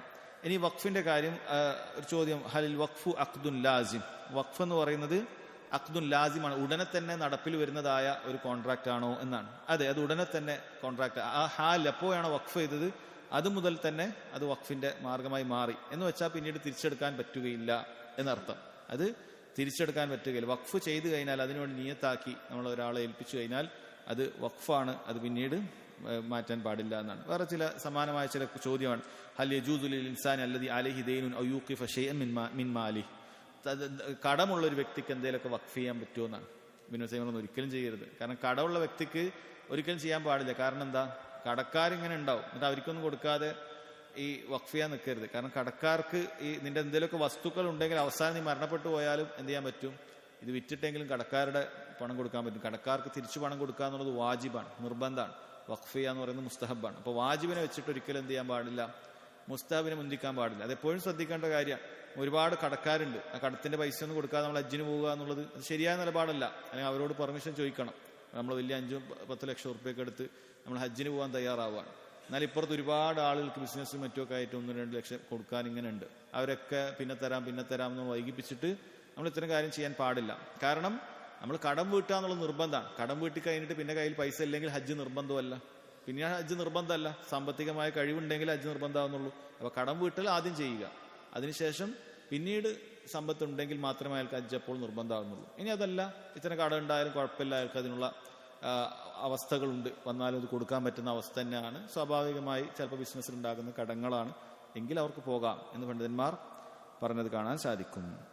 അപ്പൊ ഇവിടെ പറഞ്ഞു വന്നത്, കടക്കാരൊന്നും അങ്ങനെ വഖഫ് ചെയ്യല്ല വേണ്ടത്, അവരെ കടം വീട്ടുകയാണ് വേണ്ടത് എന്നാണ് പറയുന്നത്. ഇനി ചോദിക്കുന്നത് മറ്റൊരു ചോദ്യം, ഹലിൽ വഖഫു യതഖയ്യദു ബിഖദ്രിൻ മുഅയ്യൻ മിനൽ മാലി ഔ യജൂസു ലിൽ ഇൻസാനി അൻ യൂഖിഫ കുല്ല മാ യംലിക്. ഒരു മനുഷ്യനെ വഖഫ് ചെയ്യുമ്പോൾ ഒരു പ്രത്യേക സമ്പത്ത് മാത്രമാണോ, അതല്ല കയ്യിലുള്ള മുഴുവനും അയാൾക്ക് ചെയ്യാൻ പറ്റുമോ എന്നാണ് പറയുന്നത്. അത് കയ്യിലുള്ള മുഴുവൻ വേണമെങ്കിൽ ഒരാൾക്ക് ചെയ്യൽ ജായിസാണ്. അത് പക്ഷേ മരണ സമയത്തുന്ന സമയത്ത് അതൊരിക്കലും, മരണം ഭയപ്പെടുന്ന സമയത്ത് അത് അനുവദിക്കപ്പെടുകയില്ല. അങ്ങനെ ചെയ്താൽ അത് ആ ഒരു കാര്യം അത് നടക്കുകയുമില്ല. മരിക്കാൻ നേരത്ത് മരണം മുന്നിൽ കാണുന്ന സമയത്ത് ഞാൻ മുഴുവൻ ഇന്ന് പള്ളിക്ക് എഴുതി കൊടുത്തു എന്ന് പറഞ്ഞാൽ അത് ശരിയാവുകയില്ല. അവിടെ എന്ത് ചെയ്യുള്ളൂ, മാക്സിമം 1/3 മാത്രമേ കൊടുക്കുകയുള്ളൂ. മാക്സിമം അത്രേ കൊടുക്കുകയുള്ളൂ. ബാക്കി 2/3 അത് അനന്തരാവകാശികൾക്ക് തന്നെ പോകുന്നതായിരിക്കും. ആ സമയത്ത് ഇന്നയാൾക്ക് കൊടുത്തു എന്നുള്ള വസിയത്തോ അല്ലെങ്കിൽ വഖഫുകളോ ആ സമയത്ത് ചെയ്യാൻ പാടില്ല. കാരണം ആ സമയത്ത് അയാളുടെ പൈസ അല്ല. അതാണ് കാരണം. ചെയ്തിട്ട് കാര്യമില്ല എന്ന് പറഞ്ഞാൽ ആ സമയത്ത് മരണം മുന്നിൽ കണ്ടാൽ, മരണം തൊണ്ടക്കയിൽ എത്തിയാൽ മരിക്കും എന്നുള്ള ഏതാനും അവസാനത്തെ മണിക്കൂറുകൾ ഉണ്ടാകും. ആ സമയത്ത് അയാളുടെ പൈസ അല്ല. ആ സമയത്ത് എന്ത് സദഖ ചെയ്താലും കാര്യമില്ല. അതുകൊണ്ട് ആ സമയത്ത് അയാൾക്ക് അതിനുള്ള ഹക്കില്ല എന്നാണ് പറയുന്നത്. വസിയത്തും വഖഫും തമ്മിൽ എന്തെങ്കിലും വ്യത്യാസമുണ്ടോ എന്നാണ്. അതെ, അത് തമ്മിൽ വ്യത്യാസമുണ്ട്. വഖഫ് എന്ന് പറയുന്നത് അത് അഖ്ദുൻ ലാസിമുൻ യൻഫുദു ഫിൽ ഹാലാണ്. അതായത് വഖഫ് ചെയ്ത ഉടനെ തന്നെ അത് നടപ്പിൽ വരും. എന്നാൽ വസിയത്തോ, ഒരാളൊരു കാര്യം വസിയത്ത് ചെയ്താൽ എപ്പോഴേ വരുള്ളൂ? മരണശേഷമേ വരുള്ളൂ. മരണശേഷമാണ് വസിയത്തുകൾക്ക്, വസിയത്തിന്റെ ഹുക്കുമ് മരണശേഷമാണ്. എന്നത് എന്റെ കാലശേഷം, അതിനാണ് വസിയത്ത് എന്ന് പറയുക. അതാണ് തമ്മിലുള്ള വ്യത്യാസം. ഈ ഹദീസിൽ നിന്നുള്ള ഫവായിദുൽ ഇബ്നു ഉസൈമിൻ റഹിമഹുല്ലാഹ് പറയുന്നു, ഒന്നാമത്തെ ഫായിദ സുബൂത്തുൽ വഖഫ്. വഖഫുണ്ട്, ദീനിൽ വഖഫുണ്ട്. അങ്ങനെ വഖഫ് എന്ന് പറയുന്ന ഒരു പരിപാടി ദീനിലുണ്ട് എന്നുള്ളത് ഈ ഹദീസിലൂടെ സ്ഥിരപ്പെടുകയാണ്. നബി സല്ലല്ലാഹു അലൈഹി വസല്ലം ഉമർ റളിയല്ലാഹു അൻഹുവിന് അതിന് അനുവാദം കൊടുക്കുന്നത് കാണാൻ പറ്റും. പിന്നെ വഖഫിന്റെ ഒരു ഫായിദ സാനിയ അന്നൽ വഖഫ ലാ യുബാഉ വലാ യുഹബു വലാ യുറസ്. വഖഫ് ഒരിക്കലും വിൽക്കപ്പെടാനോ ദാനം നൽകപ്പെടാനോ അനന്തരം എടുക്കപ്പെടാനോ പാടില്ല. അത് മനസ്സിലാക്കുക. അത് അങ്ങനെ ചെയ്യാൻ സാധിക്കില്ല. ഇനി അന്നൽ വഖഫ് ലാ യുബാ, അതാണ് അസ്ൽ. വഖഫ് വിൽക്കപ്പെടാൻ പാടില്ല. എന്നാൽ ഫലാ യുബാഉ ഇല്ലാ ഫി ഹാലത്തിൻ, 2 അവസ്ഥയിൽ ഒഴികെ വിൽക്കപ്പെടാൻ പാടില്ല. അപ്പൊ 2 അവസ്ഥകൾ ഉണ്ടെങ്കിൽ വിൽക്കാം. എപ്പോഴാണത്? الحال الأولى إذا تعطلت مصالحه وصار لا ينتفع به فحينئذ يباع لينقل إلى شيء ينتفع به. നമ്മൾ എന്തെങ്കിലും ചെയ്തൊരു വഖഫ് അതാകെ പൊളിഞ്ഞു പോയി എന്ന് വിചാരിക്കുക. നമ്മളൊരു വീടാണ് ഒരാൾ വഖഫ് ചെയ്തത്, അത് അവിടെ പൊളിഞ്ഞുപോയി. ഇനി അതിനെക്കൊണ്ടൊരു ഉപകാരം കിട്ടുന്നില്ല. അത് ആർക്കെങ്കിലുമൊക്കെ വാടക കൊടുത്തിട്ട് അതിൽ നിന്ന് കിട്ടുന്ന വരുമാനം സാധുക്കൾക്ക് കൊടുക്കാം. ഒരു വലിയ ബിൽഡിംഗ് ആണ് ഉണ്ടാക്കിയത്. അത് ചിലപ്പോൾ എന്തെങ്കിലുമൊക്കെ പ്രശ്നങ്ങൾ വന്നു, വെള്ളപ്പൊക്കോ മറ്റെന്തെങ്കിലുമൊക്കെ, ആ ബിൽഡിംഗ് തകർന്നു പോയി, ആ കോലത്തിന് നിൽക്കാൻ. അപ്പം അത്തരം സാഹചര്യം, ഇത് വഖഫാണ്, തുടരുത്, വിൽക്കാൻ പാടില്ല എന്ന് പറഞ്ഞ് നിൽക്കേണ്ടതില്ല. ആ സാഹചര്യത്തിൽ എന്ത് ചെയ്യാം? ആ വഖഫ് അത് അതിന്റെ സ്ഥലമോ കാര്യങ്ങളോ എന്താ ഉള്ളത് അത് വിൽക്കാവുന്നതാണ്. എന്നിട്ട് പിന്നെ വിറ്റ് പൈസ ഒരാൾ എടുക്കാൻ പാടില്ല. മറിച്ച് എന്താ ചെയ്യേണ്ടത്? അവിടെ പറഞ്ഞതുപോലെ ആരാണോ വഖഫ് ചെയ്ത് അയാൾക്ക് ഉപകരിക്കുന്ന രൂപത്തിൽ അയാൾ എന്താണോ ചെയ്ത് സമാനമായ മറ്റൊരു സ്ഥലത്ത് അതേപോലെ കെട്ടിടം നിർമ്മിച്ചു വെക്കുക എന്നുള്ളതാണ്. രണ്ടാമത്തത് അവസ്ഥ ഇദാകാന ഹുനാക മാ ഹുവ അസ്ലഹ്, അതിനേക്കാളും ഉപകാരമുള്ള ഒരവസ്ഥ ഉണ്ടാവുക എന്നുള്ളതാണ്. അതിനേക്കാൾ ഉപകാരമുള്ള ഒരവസ്ഥ. ഇപ്പം വഖഫ് ചെയ്തത് പണ്ടൊരു സ്ഥലത്താണ്, പക്ഷെ അവിടെ ഒരു സാധാരണ ഒരു ഗ്രാമത്തിലാണ് അയാൾ മുമ്പ് വഖഫ് ഒരു കെട്ടിടം ചെയ്തത്. ഇപ്പോൾ ആളുകളൊന്നും ആ ഗ്രാമത്തിലില്ല, എല്ലാവരും ആ നാടൊക്കെ വിട്ടുപോയി മറ്റു സ്ഥലത്തേക്ക് എത്തി. അപ്പൊ അവിടെ ആരും വാടകക്കാരൊന്നും വരില്ല. അതുകൊണ്ട് തന്നെ അതിൽ നിന്നൊരു വരുമാനം ഉണ്ടാവുന്നില്ല. അത് വഖഫ് ചെയ്തതാണ്, അതിൽ നിന്നൊരു വരുമാനം ഉണ്ടാകുന്നില്ല. അത്തരം സാഹചര്യങ്ങൾ ഏറ്റവും അസ്ലഹായ കാര്യം എന്താണ്? കാരണം മയ്യത്ത് ഉദ്ദേശിച്ചത് ഒരുപാട് സാധുക്കൾക്ക് ഇതിൽ നിന്നും പണം പോകണം എന്നാണ്, വാടകയ്ക്ക് വന്നിട്ട് പോകണം. അപ്പൊ എന്ത് ചെയ്യുക? ടൗണിലോ മറ്റോ അല്ലെങ്കിൽ ആളുകളുള്ള ജനസാന്ദ്രതയുള്ള സ്ഥലത്തോ മറ്റോ ഇത് വിറ്റിട്ട് ഇത് മാറ്റിപ്പണിയാവുന്നതാണ് എന്നാണ് പറയുക. അത് അവിടെ നിന്ന് വിറ്റിട്ട് ഇത് മാറ്റിപ്പണിയാവുന്നത്. കാരണം അതാണ് കൂടുതൽ നല്ലത്. അത് മസ്ജിദിന്റെ കാര്യത്തിലും പണ്ഡിതന്മാർ പറയാണ്. ഒരു സ്ഥലത്തൊരു മസ്ജിദ് ഒരാൾ ഉണ്ടാക്കി, ഒരു സ്ഥലത്ത് ഒരാൾ മസ്ജിദ് ഉണ്ടാക്കി വഖഫ് ചെയ്തു. പിന്നീട് അവിടെ ആരും വരുന്നില്ല. അതായത് അവിടെയുള്ള ആളുകളൊക്കെ പോയി പല കാരണങ്ങൾ കൊണ്ട് പോകാം. ഒരു ഗ്രാമത്തിലാണ് ഒരു മസ്ജിദ് ഉണ്ടാക്കി, അവിടെ ഒരു മനുഷ്യൻ വരാനില്ല, അങ്ങനെ മസ്ജിദ് പൂട്ടിക്കിടക്കുന്ന ഒരു അവസ്ഥയാണ്. അപ്പൊ അങ്ങനെയുള്ള സാഹചര്യത്തിൽ ഇബ്നു ഉസൈമിൻ റഹിമഹുല്ലാഹ് പറയുന്നത് കാണാം. അവിടെ എന്ത് ചെയ്യാം? ആ വഖഫ് മറ്റൊരു സ്ഥലത്തേക്ക്, കൂടുതൽ അസ്ലഹായ ഒരു സ്ഥലത്തേക്ക്, അതോ അത്യാവശ്യം ആളുകൾ വരേണ്ടതായ സ്ഥലമാണ്. കാരണം മസ്ജിദ് എന്ന് പറഞ്ഞാൽ അവിടെ വെറുതെ ഉണ്ടാക്കി കെട്ടിപ്പൂട്ടി വെക്കുക എന്നുള്ള ഉദ്ദേശത്തിലല്ല അതിന്റെ വഖഫ് ചെയ്ത ആൾ ചെയ്തിട്ടുള്ളത്. മറിച്ച് അതിൽ ആള് വരണം, അയാൾ പ്രതീക്ഷിക്കുന്നുണ്ട് അവിടെ നിസ്കരിക്കുമ്പോൾ അതിന്റെ പ്രതിഫലം എനിക്ക് കിട്ടും, അവിടെ ഖുർആൻ ഓതുമ്പോൾ അതിന്റെ പ്രതിഫലം കിട്ടും, ഇത്തിക്കാഫിരുന്നാൽ അതിന്റെ പ്രതിഫലം കിട്ടും. ഒരാൾ അവിടെ റെസ്റ്റ് എടുത്താൽ പോലും, യാത്രക്കാരൻ റെസ്റ്റ് എടുക്കാനും ഉറങ്ങാനൊക്കെ ഉള്ള, വിശ്രമിക്കാനൊക്കെ ഉള്ള സ്ഥലം തന്നെയാണ് മുസ്ലിമീങ്ങളുടെ മസ്ജിദ്, ദീനിന്റെ സദസ്സുകൾ. ഇതിന്റെയൊക്കെ പ്രതിഫലം കവറിൽ കിട്ടും. പക്ഷെ ഇവിടെ ആരുമില്ല, മനുഷ്യന്മാരും വരുന്നില്ല, അങ്ങനെ ഒരു അവസ്ഥയിൽ കിട്ടുന്നില്ല. അപ്പൊ ആ അവസ്ഥയിൽ എന്ത് ചെയ്യാം? ഇത് കൂടുതൽ അസ്ലഹായിട്ടുള്ള ഒരു സ്ഥലത്തേക്ക് അയാൾക്ക് അത് മാറ്റി ചെയ്യാവുന്നതാണ് എന്നാണ്. അപ്പൊ അതിന് ഒരു തെളിവായിട്ട് ഇബ്നു ഉസൈമിൻ റഹിമഹുല്ലാഹ് കൊടുത്തത്, ഒരിക്കൽ ഒരു മനുഷ്യൻ വന്നിട്ട് അയാൾ പറഞ്ഞു, യാ റസൂലല്ലാഹ് ഇന്നി നദർതു ലില്ലാഹ് ഇൻ ഫതഹല്ലാഹു അലൈക മക്ക അൻ ഉസല്ലി ഫി ബൈത്തുൽ മഖ്ദിസ് റകഅതൈൻ. അല്ലാഹു മക്കം ഫത്ഹാക്കി തന്നാൽ, അത് മക്ക മുസ്ലിമീങ്ങളുടെ കയ്യിൽ വന്നാൽ അയാൾ നിയത്താക്കിയത് ഞാൻ ബൈത്തുൽ മഖ്ദിസിൽ പോയിട്ട് 2 റക്അത്ത് നിസ്കരിക്കുന്ന. ബൈത്തുൽ മുസ്ലിമീങ്ങൾക്ക് പ്രതിഫലം പ്രതീക്ഷിച്ച് പോകാവുന്ന 3 മസ്ജിദേ ഉള്ളൂ. 1 മസ്ജിദുൽ ഹറാം, 2 മസ്ജിദുൻ നബവി, 3 ബൈത്തുൽ മഖ്ദിസ്. ഈ 3 സ്ഥലത്ത് മാത്രമേ പ്രതിഫലം പ്രതീക്ഷിച്ച് പോകാൻ പാടുള്ളൂ. വേറെ ഒരു കൂലി, ഈ പള്ളിക്ക് ഒരു കൂലി മറ്റ് അടുത്ത പള്ളിക്കിനേക്കാൾ ഇല്ല. അപ്പുറത്തൊരു മസ്ജിദിനേക്കാളും ഒരു ഇരട്ടി പ്രതിഫലം പോലും ഈ മസ്ജിദിനില്ല. അങ്ങനെ നമ്മൾ ആരും വിചാരിക്കാൻ പാടില്ല. പക്ഷെ മറ്റു പല കാര്യങ്ങൾക്ക് വേണ്ടി പോവാം, കൂടുതൽ സുന്നത്ത് പിൻപറ്റുന്ന അല്ലെങ്കിൽ ആ നിലക്ക് കൂടുതൽ ഉപകാരമുള്ള കാര്യങ്ങൾ കിട്ടുന്ന ആ നിലക്ക് പോകാം, ആ നിയത്തിന്. അതായത് പ്രതിഫലത്തിൽ യാതൊരു വ്യത്യാസവും ഒരു മസ്ജിദ് മറ്റൊരു മസ്ജിദിനെ ഇല്ല. അത് മനസ്സിലാക്കി. 3 മസ്ജിദ് മാത്രമേ ആ അനുസരിച്ചിട്ട് പ്രതിഫലം പ്രതീക്ഷിച്ചിട്ട് എത്തിക്കാഫിനാകട്ടെ ആ നിലക്ക് പോകാൻ പാടുള്ളൂ എന്നാണ്. ഇപ്പൊ ഇവിടെ സഹോദരങ്ങളെ എന്താ സംഭവിച്ചത്? അദ്ദേഹം പറഞ്ഞത് മക്കത്ത് നിസ്കരിക്കാന്നല്ല, ബൈത്തുൽ മഖ്ദിസിൽ പോയി നിസ്കരിക്കാൻ നിയത്താക്കി. നബി സല്ലല്ലാഹു അലൈഹി വസല്ലം പറഞ്ഞു സല്ലി ഹാഹുന, നീ ഇവിടെ തന്നെ നിസ്കരിച്ചോളൂ എന്ന് പറഞ്ഞു. അദ്ദേഹം വീണ്ടും ചോദിച്ചില്ല, ഞാൻ ബൈത്തുൽ മഖ്ദിസിലാണ് ചെയ്തത്, സല്ലി ഹാഹുന, നീ ഇവിടെ തന്നെ നിസ്കരിച്ചോളൂ. അങ്ങനെ 2ാമത്തെ പ്രാവശ്യം പിന്നെയും ചോദിച്ചപ്പോൾ നബി സല്ലല്ലാഹു അലൈഹി വസല്ലം പറഞ്ഞു നീ നിന്റെ ഇഷ്ടം പോലെ ചെയ്തോളൂ എന്ന് പറഞ്ഞത് അനുവാദം കൊടുത്തു. അനുവാദമുണ്ട്, കാരണം അദ്ദേഹത്തിന് അവിടെ പോകണം എന്നൊരു ആഗ്രഹം ഉണ്ടാകാം, പോവാം. പക്ഷേ ഇവിടെ പണ്ഡിതന്മാർ പറഞ്ഞത് അതിനേക്കാൾ അഫ്ളലായിട്ടുള്ള സ്ഥലത്തേക്ക് മാറ്റാം. ഇപ്പൊ നെദിർ, ഒരാൾ നേർച്ച എന്ന് പറയുന്നത് അത് പ്രോത്സാഹിപ്പിക്കപ്പെട്ട ഒരു കാര്യമല്ല. പക്ഷേ ഒരാൾ സുന്നത്തായിട്ടുള്ള കാര്യം നേർച്ച ആക്കി കഴിഞ്ഞു എന്ന് ഞാൻ പറഞ്ഞു കഴിഞ്ഞാൽ അത് വാജിബായി മാറും. അപ്പൊ ഈ 2 റക്അത്ത് ഇദ്ദേഹത്തിന് വാജിബാണ്. അപ്പൊ അവിടെ തന്നെ പോകണം എന്നാണ് അഫ്ളൽ. പക്ഷെ അതിനേക്കാളും അഫ്ളലായ ഒരു സ്ഥലം ഉണ്ടെങ്കിൽ ചെയ്യാം. മദീനയിൽ ഒരാൾ അങ്ങനെ എന്തെങ്കിലുമൊക്കെ പോകണം ഉദ്ദേശിച്ചാക്ക് മക്കത്ത് പോയാൽ മതി, കാരണം അതിനേക്കാളും അഫ്ളലാണ്. അതേപോലെ തന്നെ ബൈത്തുൽ മഖ്ദിസ് ഉദ്ദേശിച്ചാക്ക് അതിന്റെ മേലുള്ള 2 മസ്ജിദിലേക്കും പോകാം എന്ന രൂപത്തിലാണ് പറഞ്ഞത്. അപ്പൊ ഇവിടെ പറഞ്ഞത് വഖഫിന്റെ അസ്ല് വിൽക്കാൻ പാടില്ല എന്നാണെങ്കിലും 2 അവസ്ഥകളിൽ അത് വിൽക്കാം. ഒന്നാമത്തേത് വഖഫ് ഒരു ഉപകാരമില്ലാത്ത അവസ്ഥയിൽ പൊളിഞ്ഞു പോവുക മറ്റൊക്കെ ചെയ്താൽ മാറ്റി മറ്റൊരു സ്ഥലത്ത് പണിയാം. അതല്ലെങ്കിൽ തീരെ ഒരു മസ്ലഹത്തില്ലാത്ത അവസ്ഥയിൽ അവിടെ നിൽക്കുകയാണെങ്കിൽ അത് മറ്റൊരു സ്ഥലത്തേക്ക് മാറ്റാം എന്നുള്ളതാണ് പറഞ്ഞിട്ടുള്ളത്. പിന്നേരം ആദ്യത്തെ മസ്ജിദ് ഉണ്ടായിരുന്നത് അത് എന്തിനു ഉപയോഗിക്കാന്നാണ്. അത് ഷോപ്പിംഗ് കോംപ്ലക്സിനോ ഷോപ്പിനോ എന്തിനും ഉപയോഗിക്കാം. ഒരു മസ്ജിദ് ആദ്യത്തേത് അത് എന്തിനും ഉപയോഗിക്കാവുന്നതാണ് എന്നാണ് അന്നേരത്തെ കുറിച്ച് പറഞ്ഞിട്ടുള്ളത്.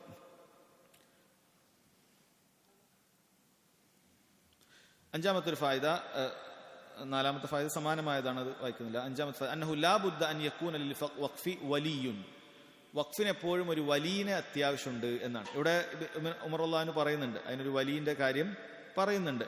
എന്താ പറഞ്ഞത്? ഉമർ ലാ ജുനാഹ അലാമൻ വലിയഹ, അതിനെ ഏറ്റെടുത്തിട്ടുള്ള ഒരാൾക്ക് കുറ്റമില്ല യഅകുല മിൻഹാ ബിൽ മഅറൂഫ്, മാന്യമായി അതിൽ നിന്ന് ഭക്ഷിക്കുന്നത് എന്നൊക്കെ പറയുന്നുണ്ട്. അപ്പൊ അതിനൊരു വലിയ ആവശ്യമുണ്ട്. കാരണം ഒരാളെ ഏൽപ്പിക്കണം. വഖഫ് എന്ന് പറഞ്ഞാൽ ആരെങ്കിലും ഇങ്ങനെ വെറുതെ വെച്ചിട്ട് തോന്നിയവർക്കൊക്കെ വന്നിട്ട് ഓരോ കാര്യങ്ങൾ അവിടെ ചെയ്തു പോകാന്നുള്ളതല്ല. വഖഫ് നോക്കാൻ ഒരാളെ നമ്മൾ എന്ത് ഏൽപ്പിക്കണം. ഞാനിത് വഖഫാക്കിയിട്ടുണ്ട്, അതിനെ നോക്കുന്ന ഒരാളാണ് നീ എന്ന രൂപത്തിൽ എന്ത് ചെയ്യണം, അത് നോക്കി നടത്താൻ ഒരാളെ ഏൽപ്പിക്കേണ്ടതുണ്ട് എന്നാണ് പറയുന്നത്. അപ്പൊ ആരെ വേണമെങ്കിലും അത് ചെയ്യാം. ഉമർ ബിൻ ഖത്താബ് റളിയല്ലാഹു അൻഹു യഥാർത്ഥത്തിൽ വഖഫ് നോക്കി നടത്താൻ അദ്ദേഹത്തിന്റെ മകളായ ഹഫ്സ റളിയല്ലാഹു അൻഹയാണ് നിശ്ചയിച്ചത് എന്ന് കാണാൻ സാധിക്കും. അതിനുശേഷം അവരുടെ കാലശേഷം ആരാണോ കുടുംബത്തിലെ നല്ല കാര്യങ്ങളൊക്കെ ഉള്ള കാര്യപ്രാപ്തിയൊക്കെ ഉള്ള കാര്യങ്ങൾ തീരുമാനിക്കാനും മറ്റുമൊക്കെ പറ്റുന്ന ആളുകൾ ശേഷം ചെയ്യണം എന്നും പറഞ്ഞത്. ഒന്നുകിൽ അങ്ങനെ മുഅയ്യനായിട്ട് പറയാം, അല്ലെങ്കിൽ വസ്ഫ് ചെയ്യാം. ഇന്നെന്ന ആൾക്കാരൊക്കെ ചെയ്താൽ മതി എന്ന് പറയാം. നമ്മുടെ കുടുംബത്തിലെ എന്ന ആളുകളൊക്കെ ചെയ്താൽ മതി എന്ന് പറയാം, അല്ലെങ്കിൽ ഒരാൾ മുഅയ്യനായിട്ട് പറയാം. ആ രൂപത്തിൽ ചെയ്യാമെന്നാണ് പറയുന്നത്. മറ്റൊരു ഫായിദ നമ്മൾ നേരത്തെ പറഞ്ഞതാണ്, മുഷാവറയുമായി ബന്ധപ്പെട്ട കാര്യം. അന്നഹു യംബഗി ലിൽ ഇൻസാനി അൻ യുശാവിറ മൻ ഹുവ അഅലമു മിൻഹു വഅർജഹു മിൻഹു റഹിയൻ. നമ്മളെപ്പോഴും ഒരു കാര്യത്തിൽ ഒരു തീരുമാനം എടുക്കുന്ന സമയത്ത് നമ്മളെക്കാൾ അറിവുള്ള, നമ്മളെക്കാളും നല്ല ചിന്താശേഷിയും അഭിപ്രായം പറയാനൊക്കെ കഴിവുള്ള ആളുകളോട് നമ്മളെപ്പോഴും മുഷാവറ നടത്തണമെന്നാണ്. لأن عمر رضي الله عنه استشار النبي صلى الله عليه وسلم ماذا يفعل في هذا الأرض. കാരണം ഉമർ റളിയല്ലാഹു അൻഹു ഈ ഭൂമിയിൽ എന്താ ചെയ്യേണ്ടത് എന്നുള്ള കാര്യം എന്ത് ചെയ്തിട്ടുണ്ട്, നബി സല്ലല്ലാഹു അലൈഹി വസല്ലമയോട് ചോദിക്കുകയാണ് ചെയ്തിട്ടുള്ളത്. ഉമർ റളിയല്ലാഹു അൻഹു അത്രയും കഴിവും അത്രയും ബുദ്ധിയും ഒക്കെ ഉണ്ടായിട്ടും ഉമർ റളിയല്ലാഹു അൻഹുവിന്റെ അഭിപ്രായ പ്രകാരം, ഉമർ റളിയല്ലാഹു അൻഹുവിന്റെ നിർദ്ദേശപ്രകാരം ഉമർ റളിയല്ലാഹു അൻഹു ആഗ്രഹിച്ചതുപോലെ അല്ലാഹു സുബ്ഹാനഹു വ തആല ഖുർആനിൽ ആയത്ത് തന്നെ ഇറക്കിയിട്ടുണ്ട് എന്ന് നമുക്ക് കാണാൻ സാധിക്കും. അത്രയും കഴിവും അത്രയും പറയുന്ന കാര്യം ശരിയാവാനുള്ള സാധ്യതയൊക്കെ ഉള്ള ആൾ തന്നെയാണ് ഉമർ ബിൻ ഖത്താബ് റളിയല്ലാഹു അൻഹു. എന്നിട്ട് പോലും എന്ത് ചെയ്യാണ്, മുഷാവറ ചെയ്യാണ്. അപ്പൊ എപ്പോഴും അത് ഖൈറായ കാര്യമാണ്. നമ്മൾ ഒറ്റയ്ക്ക് വലിയ വലിയ കാര്യങ്ങൾ, വലിയ വലിയ പ്രൊജക്ട് ഇങ്ങനെ കാര്യങ്ങളൊക്കെ ഇറങ്ങുന്ന സമയത്ത് നമ്മളെക്കാളും അറിവുള്ള നല്ല അഭിപ്രായം പറയാൻ പറ്റുന്ന ആൾക്കാരോട് മുഷാവറ ചെയ്തിട്ട് കാര്യങ്ങൾ ചെയ്യുക, അതിൽ വലിയ ഖൈറുണ്ട്. അല്ലാഹു സുബ്ഹാനഹു വ തആല നബി സല്ലല്ലാഹു അലൈഹി വസല്ലമയോട് തന്നെ മുഷാവറ ചെയ്യാൻ പറയുന്നുണ്ട്. ഫബിമാ റഹ്മത്തിൻ മിനല്ലാഹി ലിൻത ലഹും, നബിയെ അള്ളാഹുവിന്റെ കാരുണ്യം ഒന്നുകൊണ്ട് മാത്രമാണ് അവരോടൊക്കെ വളരെ സോഫ്റ്റ് ആയിട്ട് നിർബന്ധത്തോടു കൂടി താങ്കൾക്ക് പെരുമാറാൻ സാധിച്ചിട്ടുള്ളത്.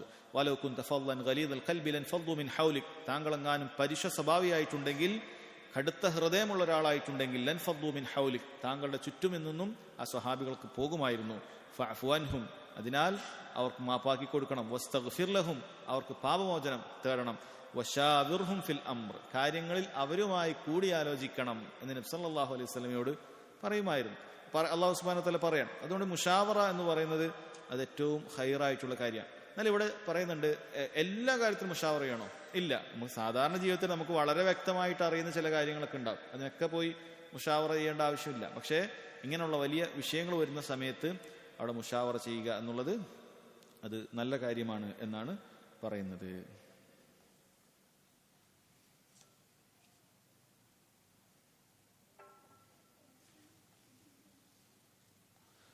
പിന്നീട് നമ്മൾ നേരത്തെ വഖഫുമായി ബന്ധപ്പെട്ടിട്ടുള്ള കാര്യങ്ങളൊക്കെ തന്നെയാണ്, അത് വിൽക്കാൻ പാടില്ല പോലെയുള്ള കാര്യങ്ങളൊക്കെയാണ് പറയുന്നത്. അടുത്ത ഹദീസ്, വഅൻ ഉമർ റളിയല്ലാഹു അൻഹു ഖാൽ حملت على فرس في سبيل الله فأضاعه الذي كان عنده فأردت أن أشتريه وظننت أنه يبيعه برخص فسألت النبي صلى الله عليه وسلم فقال لا تشتريه ولا تعد في صدقتك وإن أعطاكم بدرهم فإن الآعد في هبته كالآعد في قيعه وفي لفظ فإن الذي يعود في صدقته كالكلب يعود في قيعه. وعن ابن عباس رضي الله عنهما أن رسول الله صلى الله عليه وسلم قال الآعد في هبته كالآعد في قيعه.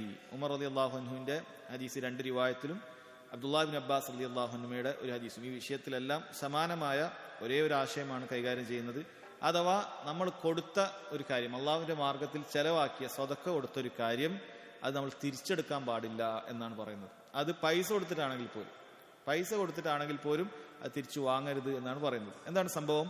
ഉമർ റളിയല്ലാഹു അൻഹു പറയാണ്, ഹമൽതു അലാ ഫറസിൻ ഫീ സബീലില്ലാഹ് ഐ അഅതൈതു ഫറസൻ റജുലൻ ലിയർകബഹു വയുഖാതില അലൈഹി ഫീ സബീലില്ലാഹ്. ഒരാൾക്ക് ഞാനൊരു കുതിരയെ കൊടുത്തു, എന്താണ് അതിൽ കയറി അള്ളാഹുവിന്റെ മാർഗത്തിൽ യുദ്ധം ചെയ്യാൻ ഈ കുതിര ഉപയോഗിച്ചോളൂ എന്ന രീതിയിൽ എന്ത് ചെയ്യൂ, മുജാഹിദുകൾക്ക്, യുദ്ധം ചെയ്യുന്ന ആളുകൾക്ക് യുദ്ധം ചെയ്യാം എന്നുള്ള അർത്ഥത്തിൽ കൊടുക്കുകയുണ്ടായി. എന്നാൽ ഈ മനുഷ്യൻ ഈ കുതിരയെ ശരിക്കും നോക്കിയിട്ടൊന്നുമില്ല, അതിനെ എന്താ പറയാ, അതിനെ നഷ്ടപ്പെടുത്തിയ കോലത്തിലേക്കായി. അതിന് വേണ്ട രൂപത്തിൽ കാര്യങ്ങളൊന്നും ചെലവാക്കുകയൊന്നും ചെയ്യുന്നില്ല. അപ്പൊ ഉമർ റളിയല്ലാഹു അൻഹു വിചാരിച്ചു, എന്താണ് അതിങ്ങനെയാണെങ്കിൽ ഞാൻ തന്നെ അത് തിരിച്ചു വാങ്ങാം എന്ന് വിചാരിച്ചു. അപ്പോൾ പോലും വീണ്ടും ഉമർ റളിയല്ലാഹു അൻഹു എന്ത് ചെയ്യണം, നബി സല്ലല്ലാഹു അലൈഹി വസല്ലമയോട് ഇസ്തിഷാറ ചെയ്യാണ്, ഇതിലും ഇസ്തിഷാറ ചെയ്യാണ്, ഒന്ന് ചോദിക്കുകയാണ്. ഉമർ റളിയല്ലാഹു അൻഹു ചോദിച്ചു, എന്താണ് ചോദിച്ചത്? ഞാനിത് വാങ്ങട്ടെയോ എന്ന് ചോദിച്ചു. അപ്പൊ അവിടുന്ന് പറഞ്ഞു, ലാ തശ്തരി, ഇത് വാങ്ങരുത്. വല തഉദ് ഫി സദഖതി, നിന്റെ സദഖ ഒരിക്കലും മടക്കിയെടുക്കരുത്. വൈന അതാകും ബിദിർഹം, അത് ദിർഹം നീ കൊടുത്തിട്ടാണെങ്കിലും ശരി, പണം കൊടുത്തിട്ടാണെങ്കിലും ശരി, അത് വാങ്ങരുത്. എന്നിട്ടൊരു ഉപമയും പറഞ്ഞു കൊടുത്തു, ഫഇന്നൽ ആഇദ ഫി ഹിബതിഹി കൽ ആഇദ ഫി ഖൈഇഹി. ഹിബത്ത് കൊടുത്ത്, സമ്മാനം കൊടുത്ത് അത് തിരിച്ചു വാങ്ങുന്നവൻ എന്ന് പറയുന്നവൻ ഛർദ്ദിച്ചിട്ട് അത് തിരിച്ചെടുക്കുന്നവനെ പോലെയാണ്, വീണ്ടും തിന്നുന്ന ഒരുവനെ പോലെയാണ് എന്ന് നബി സല്ലല്ലാഹു അലൈഹി വസല്ലം പറഞ്ഞു കൊടുക്കുകയാണ്. വേറെ ചില റിവായത്തിൽ പറഞ്ഞത് ഫഇന്നല്ലദി യഊദു ഫി സദഖതിഹി കൽ കൽബി യഊദു ഫി ഖൈഇഹി. ഒരാൾ കൊടുത്ത ദാനം തിരിച്ചെടുക്കുക എന്ന് പറയുന്നത് അത് നായ ഛർദില് അത് വീണ്ടും തിന്നും, അതുപോലെയാണ്. അത്രയും മ്ലേച്ഛമായ കാര്യമാണ്. ഛർദ്ദിച്ചിട്ട് അത് പിന്നെയും വിശക്കുന്ന സമയത്ത് അത് തന്നെ അത് പിന്നെയും തിന്നും. നായകൾ അങ്ങനെയൊക്കെ ചെയ്യും. അതേപോലെയാണ് എന്നാണ് പറഞ്ഞിട്ടുള്ളത്. ഇബ്നു അബ്ബാസ് റളിയല്ലാഹു അൻഹുവിന്റെ റിവായത്തിലും അത് തന്നെ വന്നത്, അൽ ആഇദു ഫി ഹിബതിഹി കൽ ആഇദു ഫി ഖൈഇഹി. ഒരാൾ താൻ കൊടുത്ത സമ്മാനം തിരിച്ചെടുക്കുക എന്ന് പറയുന്നത് ആ ഛർദിൽ തിരിച്ചെടുക്കുന്നതിന് തുല്യമാണ് എന്നാണ് പറയുന്നത്. അപ്പൊ ഇതിൽ നിന്നും മനസ്സിലാക്കേണ്ട കാര്യം എന്താണ്, നമ്മൾ സമ്മാനം മറ്റുമൊക്കെ എന്തെങ്കിലുമൊക്കെ അള്ളാഹുവിന്റെ മാർഗത്തിൽ കൊടുത്തു എന്തെങ്കിലുമൊക്കെ ചെയ്തു കഴിഞ്ഞാൽ, ഇപ്പൊ തൊട്ടുമുമ്പിൽ വഖഫിന്റെ കാര്യം പറഞ്ഞു, ഇനിയിപ്പോൾ സദഖയുടെ കാര്യം പറഞ്ഞു, ഇതൊക്കെ ചെയ്തു കഴിഞ്ഞാൽ നമ്മൾ ഒരിക്കലും പിന്നീട് തിരിച്ചു വാങ്ങാൻ പാടില്ല. അത് പൈസ കൊടുത്തിട്ടാണെങ്കിൽ പോലും അത് വാങ്ങരുത് എന്നാ പറയാം. പൈസ കൊടുത്തിട്ടാണെങ്കിൽ പോലും അത് വാങ്ങാൻ പാടില്ല. അത് പ്രത്യേകം ശ്രദ്ധിക്കേണ്ട, അതൊരു മോശപ്പെട്ട കാര്യമായിട്ടാണ് പറയുന്നത്. അടുത്ത ഹദീസ്, അൻ-നുഅ്മാൻ ഇബ്നു ബശീർ റളിയല്ലാഹു അൻഹുമാ النعمان بن بشير رضي الله عنهما قال تصدق علي أبي ببعض ماله فقالت أمي أمرة بن رواحة لا أرضى حتى تشهد رسول الله صلى الله عليه وسلم فانطلق أبي إلى رسول الله صلى الله عليه وسلم ليشهده على صدقتي فقال له رسول الله صلى الله عليه وسلم أفعلت هذا بولدك كلهم؟ قال لا. قال اتقوا الله واعدلوا بين أولادكم فرجع أبي فرد تلك الصدقة. وفي لفظ قال لا تشهدني إذن فإني لا أشهد على جور وفي لفظ فأشهد على هذا غيري. ഇവിടെ വിഷയം എന്താണെന്ന് വെച്ച് കഴിഞ്ഞാൽ, സന്താനങ്ങൾക്ക്, മക്കൾക്ക് ദാനം കൊടുക്കുന്ന സമയത്ത്, അതിൽ വലിയ ദാനങ്ങളൊക്കെ ആകുന്ന സമയത്ത് അതിലോടുകൂടി, ഇസ്ലാമിക നീതിയോടുകൂടി മാത്രമേ കൊടുക്കാവൂ എന്നുള്ളതാണ് വിഷയം. ഹദീസ് റിവായത്ത് ചെയ്യുന്നത് അൻ-നുഅ്മാൻ ഇബ്നു ബശീർ റളിയല്ലാഹു അൻഹുമയാണ്. രണ്ടുപേരും സ്വഹാബികളാണ്. അതുകൊണ്ടാണ് റളിയല്ലാഹു അൻഹുമ എന്ന് പറയാം. അപ്പൊ അവിടെ എന്താണ് പറഞ്ഞത്? തസദ്ദഖ അലയ്യ അബി, എന്റെ ഉപ്പ ബഷീർ എനിക്ക് എന്ത് ചെയ്തു? എന്റെ ഉപ്പ ബഷീർ എനിക്ക് സദഖ നൽകി, എനിക്കൊരു ദാനം നൽകി. ബിബഅദി മാലിഹി, സമ്പത്തിലൊരു ഭാഗം എനിക്ക് നൽകി. അതൊരു സ്ഥലമായിരുന്നു എന്നൊക്കെ നമുക്ക് വേറെ കാണാൻ പറ്റും. അപ്പൊ ഇത് കൊടുത്തറിഞ്ഞപ്പോ ഫഖാലത്ത് ഉമ്മ പറഞ്ഞു, ഉമ്മയുടെ പേര് അമ്റത്ത് ബിനു റവാഹ എന്നാണ്. അവർ പറഞ്ഞു, ലാ അർള, ഇതിലെനിക്ക് തൃപ്തിയില്ല, ഞാൻ തൃപ്തിപ്പെടുന്നില്ല. ഹത്താ തുഷ്ഹിദ റസൂലുള്ളാഹി സ്വല്ലല്ലാഹു അലൈഹി വസല്ലം, റസൂലുള്ളാഹിനെ കൊണ്ട് ഇതൊന്ന് സാക്ഷി പറയണം. അതായത് അവർക്ക് ഇതിങ്ങനെ കൊടുക്കുന്നത് ശരിയാണോ എന്നൊരു സംശയം. അതുകൊണ്ട് റസൂലുള്ള ഇതിനൊരു സാക്ഷി പറയട്ടെ, റസൂലുള്ളാഹിനോട് പറയണം ഇങ്ങനെ കൊടുത്തിട്ടുണ്ട്, റസൂലുള്ളാഹി ഇതിനൊരു സാക്ഷിയാകട്ടെ എന്ന് പറഞ്ഞു. ഫൻതലഖ അബീ ഇലാ റസൂലുള്ളാഹി സ്വല്ലല്ലാഹു അലൈഹി വസല്ലം, ഉപ്പ റസൂലുള്ളാഹി സ്വല്ലല്ലാഹു അലൈഹി വസല്ലമയുടെ അടുക്കലേക്ക് പുറപ്പെട്ടു. ലിയുഷ്ഹിദഹു അലാ സദഖത്തി, എനിക്ക് കൊടുത്ത സദഖയുടെ വിഷയത്തിൽ അവിടത്തേക്ക് സാക്ഷിയാകാൻ. ഫഖാല ലഹു സ്വല്ലല്ലാഹു അലൈഹി വസല്ലം, റസൂലുള്ളാഹി സ്വല്ലല്ലാഹു അലൈഹി വസല്ലം പറഞ്ഞു, അഫഅൽത ഹാദാ ബിവലദിക കുല്ലിഹിം, മക്കൾക്ക് എല്ലാവർക്കും ഇതേപോലെ സദഖ കൊടുത്തിട്ടുണ്ടോ? ഖാല ല, കൊടുത്തിട്ടില്ല എന്ന് പറഞ്ഞു. ഖാൽ ഇത്തഖുല്ലാഹ്, അല്ലാഹുവിനെ സൂക്ഷിക്കണം, വഅദിലു ബൈന ഔലാദിക്കും, മക്കൾക്കിടയിൽ നീതി കാണിക്കണം എന്ന് നബി സല്ലല്ലാഹു അലൈഹി വസല്ലം താക്കീത് ചെയ്തു. ഫറജഅ ബി, ഉപ്പ മടങ്ങി. ഫറദ്ദത്തിൽ കസ്സദഖ, ഈ സദഖ ഉപ്പ തിരിച്ചു വാങ്ങി എന്ന് കാണാൻ സാധിക്കും. വേറെ ചില റിവായത്തിൽ നബി സല്ലല്ലാഹു അലൈഹി വസല്ലം പറഞ്ഞത് ലാ തുഷ്ഹിദ്നി ഈദൻ, എങ്കിൽ നിങ്ങൾ എന്നെ സാക്ഷിയാക്കേണ്ടതില്ല എന്നാ പറഞ്ഞത്. കാരണം ഫൈനി ലാ അഷ്ഹദു അലാ ജൗർ, ഒരു അനീതിക്ക് ഞാൻ സാക്ഷിയാവുകയില്ല, ഒരു അക്രമത്തിന് ഞാൻ സാക്ഷിയാവുകയില്ല എന്ന് നബി സല്ലല്ലാഹു അലൈഹി വസല്ലം പറയാണ്. വേറെ ചില റിവായത്തിൽ പറഞ്ഞത് ഫഷിദ് അലാ ഹാദ ഗൈൽ, മറ്റാരെങ്കിലൊക്കെ സാക്ഷിയായിക്കോളൂ എന്ന് പറഞ്ഞാൽ അത് നീരസം കാണിക്കാൻ, മറ്റാരെങ്കിലും സാക്ഷിയാക്കി എനിക്ക് പറ്റൂല എന്നുള്ള നിലക്ക് നബി സല്ലല്ലാഹു അലൈഹി വസല്ലം പറഞ്ഞിട്ടുണ്ട് എന്നാണ് പറയുന്നത്. അതുകൊണ്ട് തന്നെ സഹോദരങ്ങളെ, ഇവിടെ പണ്ഡിതന്മാർ പറഞ്ഞിട്ടുള്ളത് ഇസ്ലാമിക നീതി അനുസരിച്ചിട്ടാണ് ഇത് കൊടുക്കേണ്ടത് എന്നാണ്. മക്കൾക്ക് ദാനം നൽകുന്നതുമായി ബന്ധപ്പെട്ടുള്ള വിഷയമാണ്. അപ്പോൾ ഇവിടെ ദാനം കൊടുക്കുന്ന സമയത്ത് ഒരാൾക്ക് കൊടുക്കുക, മറ്റൊരാൾക്ക് കൊടുക്കാതിരിക്കുക, ഇത് പാടില്ലാത്ത കാര്യമാണ്. മക്കളോടുള്ള മോശം തർബീയത്തിന്റെ ഉദാഹരണമായി പണ്ഡിതന്മാർ എണ്ണി പറയുന്ന കാര്യമാണ്. ചില മക്കൾ ചിലപ്പോൾ മോശമായി പോകാൻ ഇത് കാരണമാകും. ഒരാൾക്ക് നന്നായി കൊടുക്കുക, മറ്റേ കൊടുക്കാതിരിക്കുക. കാരണം ഇത് മാതാപിതാക്കളോട് അകൽച്ച മക്കൾക്കുണ്ടാകും. മക്കൾക്ക് മാതാപിതാക്കളോട് അകൽച്ച ഉണ്ടായിക്കഴിഞ്ഞാൽ അവർ മാതാപിതാക്കൾ അനുസരിക്കുന്നതിൽ അവർ മാറി നിൽക്കും, അനുസരണ ഇല്ലാതായി പോകും. അത് അവരെ കൂടുതൽ മോശത്തിലേക്ക് എത്തിക്കാനൊക്കെ സാധ്യതയുണ്ട്. അതുകൊണ്ട് നല്ല തർബിയത്ത് ഉദ്ദേശിക്കുന്ന ആളുകൾ മക്കളെ ഒരേപോലെ ഇസ്ലാമിക നീതിയോടുകൂടി വർത്തിക്കുക എന്നാണ്. ഇവിടെ സഹോദരങ്ങളെ പ്രത്യേകം മനസ്സിലാക്കേണ്ടത്, ഇസ്ലാമിന്റെ നീതി എന്ന് പറയുന്നത് എന്താണ്? ഇസ്ലാമിന്റെ നീതി എന്ന് പറയുന്നത് ഇക്വാലിറ്റി അല്ല, തുല്യത അല്ല. മറിച്ച് കൊടുക്കുന്ന സമയത്ത് വലിയ ഓഹരികളാണ് കൊടുക്കുന്നതെങ്കിൽ, പ്രത്യേകിച്ചും പണ്ഡിതന്മാർ അതിന് ചെറിയ ചെറിയ സമ്മാനങ്ങളൊക്കെ മാറ്റി നിർത്തിയിട്ടുണ്ട്. ആണും പെണ്ണും ഒക്കെ ആയിട്ടുള്ള മക്കളുണ്ടെങ്കിൽ എല്ലാവർക്കും ഓരോ രൂപയുടെ 10 രൂപയുടെ മിഠായി വാങ്ങുമ്പോൾ എല്ലാവർക്കും ഒരേപോലെ കൊടുത്താൽ മതി. പക്ഷേ വലിയ നിലക്കുള്ള ഇത്തരത്തിലുള്ള സമ്മാനങ്ങൾ നൽകുന്ന സമയത്ത് അത് മീറാസിന്റെ, അനന്തരാവകാശത്തിന്റെ അടിസ്ഥാനത്തിൽ മാത്രമേ കൊടുക്കാൻ പാടുള്ളൂ. ഇപ്പോൾ ജീവിച്ചിരിക്കുന്ന സമയത്ത് കൊടുക്കാൻ, ഒരാളുടെ ഇടയിൽ 1 ഏക്കറുണ്ട്, അപ്പോൾ ആൺമക്കളും പെൺമക്കളും ഉണ്ടായ രണ്ടാൾക്ക് 50-50 സെന്റ് വെച്ച് കൊടുക്കാൻ പാടില്ല. ഒരാണും പെണ്ണും ആണെങ്കിൽ ആണിന് പെണ്ണിനേക്കാൾ ഇരട്ടി കിട്ടണം, ആണിന് പെണ്ണിനേക്കാൾ ഇരട്ടി കിട്ടണം. കാരണം അല്ലാഹു സുബ്ഹാനഹു വ തആല ഖുർആനിൽ അത് പറഞ്ഞിട്ടുണ്ട്. യുസീകുമുല്ലാഹു ഫി ഔലാദിക്കും ലിദ്ദക്കരി മിസ്ലു ഹള്ളിൽ ഉൻസയൈൻ. അല്ലാഹു സുബ്ഹാനഹു വ തആല മക്കളുടെ വിഷയത്തിൽ നിങ്ങൾക്ക് വസിയത്ത് നൽകുന്നു, ഒരാണിന് 2 പെണ്ണിന്റെ ഓഹരിയാണുള്ളത് എന്നാണ് പറഞ്ഞിട്ടുള്ളത്. അപ്പോൾ ആണിന് പെണ്ണിനേക്കാൾ ഇരട്ടിയായിരിക്കും കിട്ടുക. അതാണ് തുല്യത. ഇന്ന് കാലത്ത് ചില ആളുകൾ അതല്ല, ഒരേപോലെ കിട്ടണം എന്ന് പറഞ്ഞിട്ട് കോടതി കയറുന്ന ആൾക്കാരുണ്ട്. ഒരേപോലെ കിട്ടണം എന്നൊരു കോടതി കയറുന്ന ആൾക്കാർ വളരെ ഗൗരവമുള്ള കാര്യമാണ്. അല്ലാഹു സുബ്ഹാനഹു വ തആല നിയമത്തിനെതിരെയാണ് അവർ പോരാടുന്നത്, അതല്ലാതെ നാട്ടിലേതെങ്കിലുമൊക്കെ നിയമത്തിനെതിരല്ല. എന്നിട്ട് അതിനുവേണ്ടി വാദിക്കുന്ന ആൾക്കാരെ കാണാൻ പറ്റും. എല്ലാവർക്കും ഒരേപോലെ ഇസ്ലാമിന് ശരിയായ രൂപത്തിൽ പഠിച്ചു കഴിഞ്ഞാൽ ഇതിന്റെ മസ്ലഹത്ത് എന്താണെന്നുള്ളത് വളരെ വ്യക്തമായി മനസ്സിലാക്കാൻ പറ്റുന്ന കാര്യമാണ്, വേറെ വിശദീകരിക്കേണ്ട കാര്യമാണ്. ഇവിടെ സഹോദരങ്ങളെ അതാണ് ഉദ്ദേശിക്കുന്നത്, ഇസ്ലാമികമായ നീതി കൊടുക്കാന്നാണ്. ഇവിടെ വേറെ ആർക്കും കൊടുത്തിട്ടില്ല എന്ന് പറഞ്ഞു, അതുകൊണ്ട് സംശയമില്ല.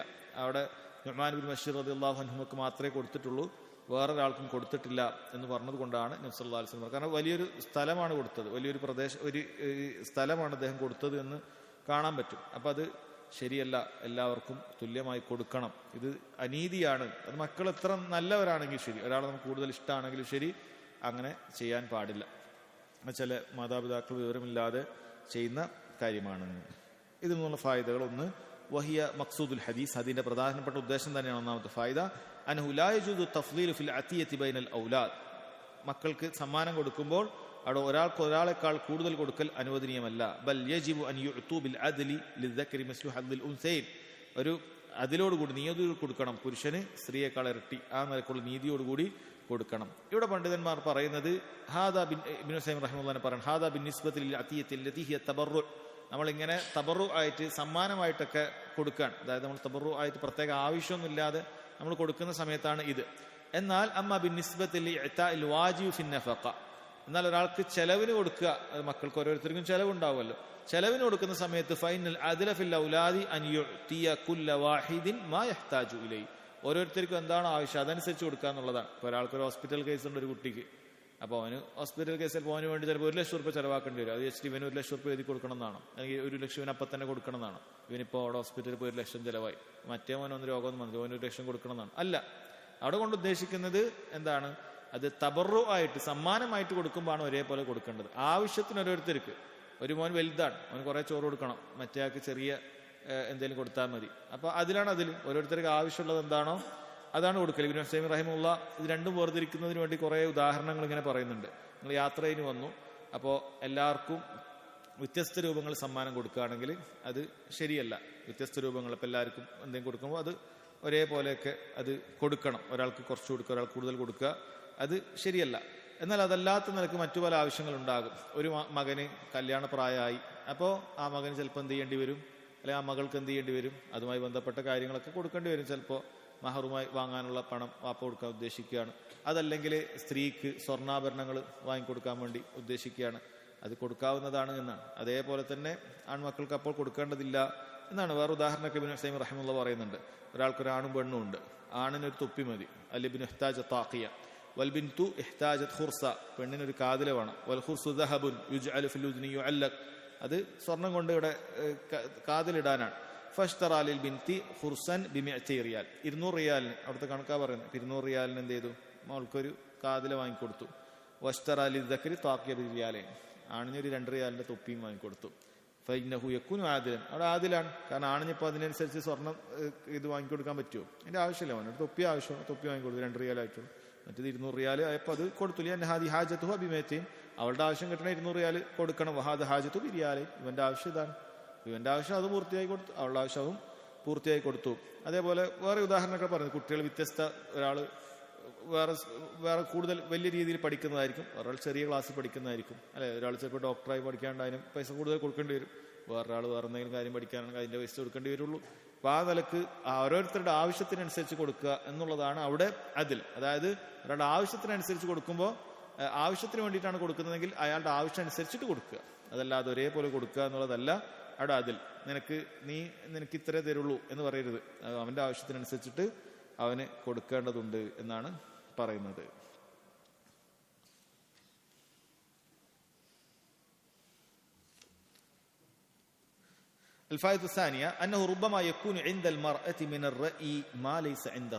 ചില സമയത്ത് പുരുഷന്മാർക്കില്ലാത്തതായ ചില നല്ല അഭിപ്രായങ്ങളൊക്കെ സ്ത്രീകൾക്ക് ഉണ്ടാകാം. അതിന് തെളിവുണ്ട്. എന്താണ് തെളിവ്?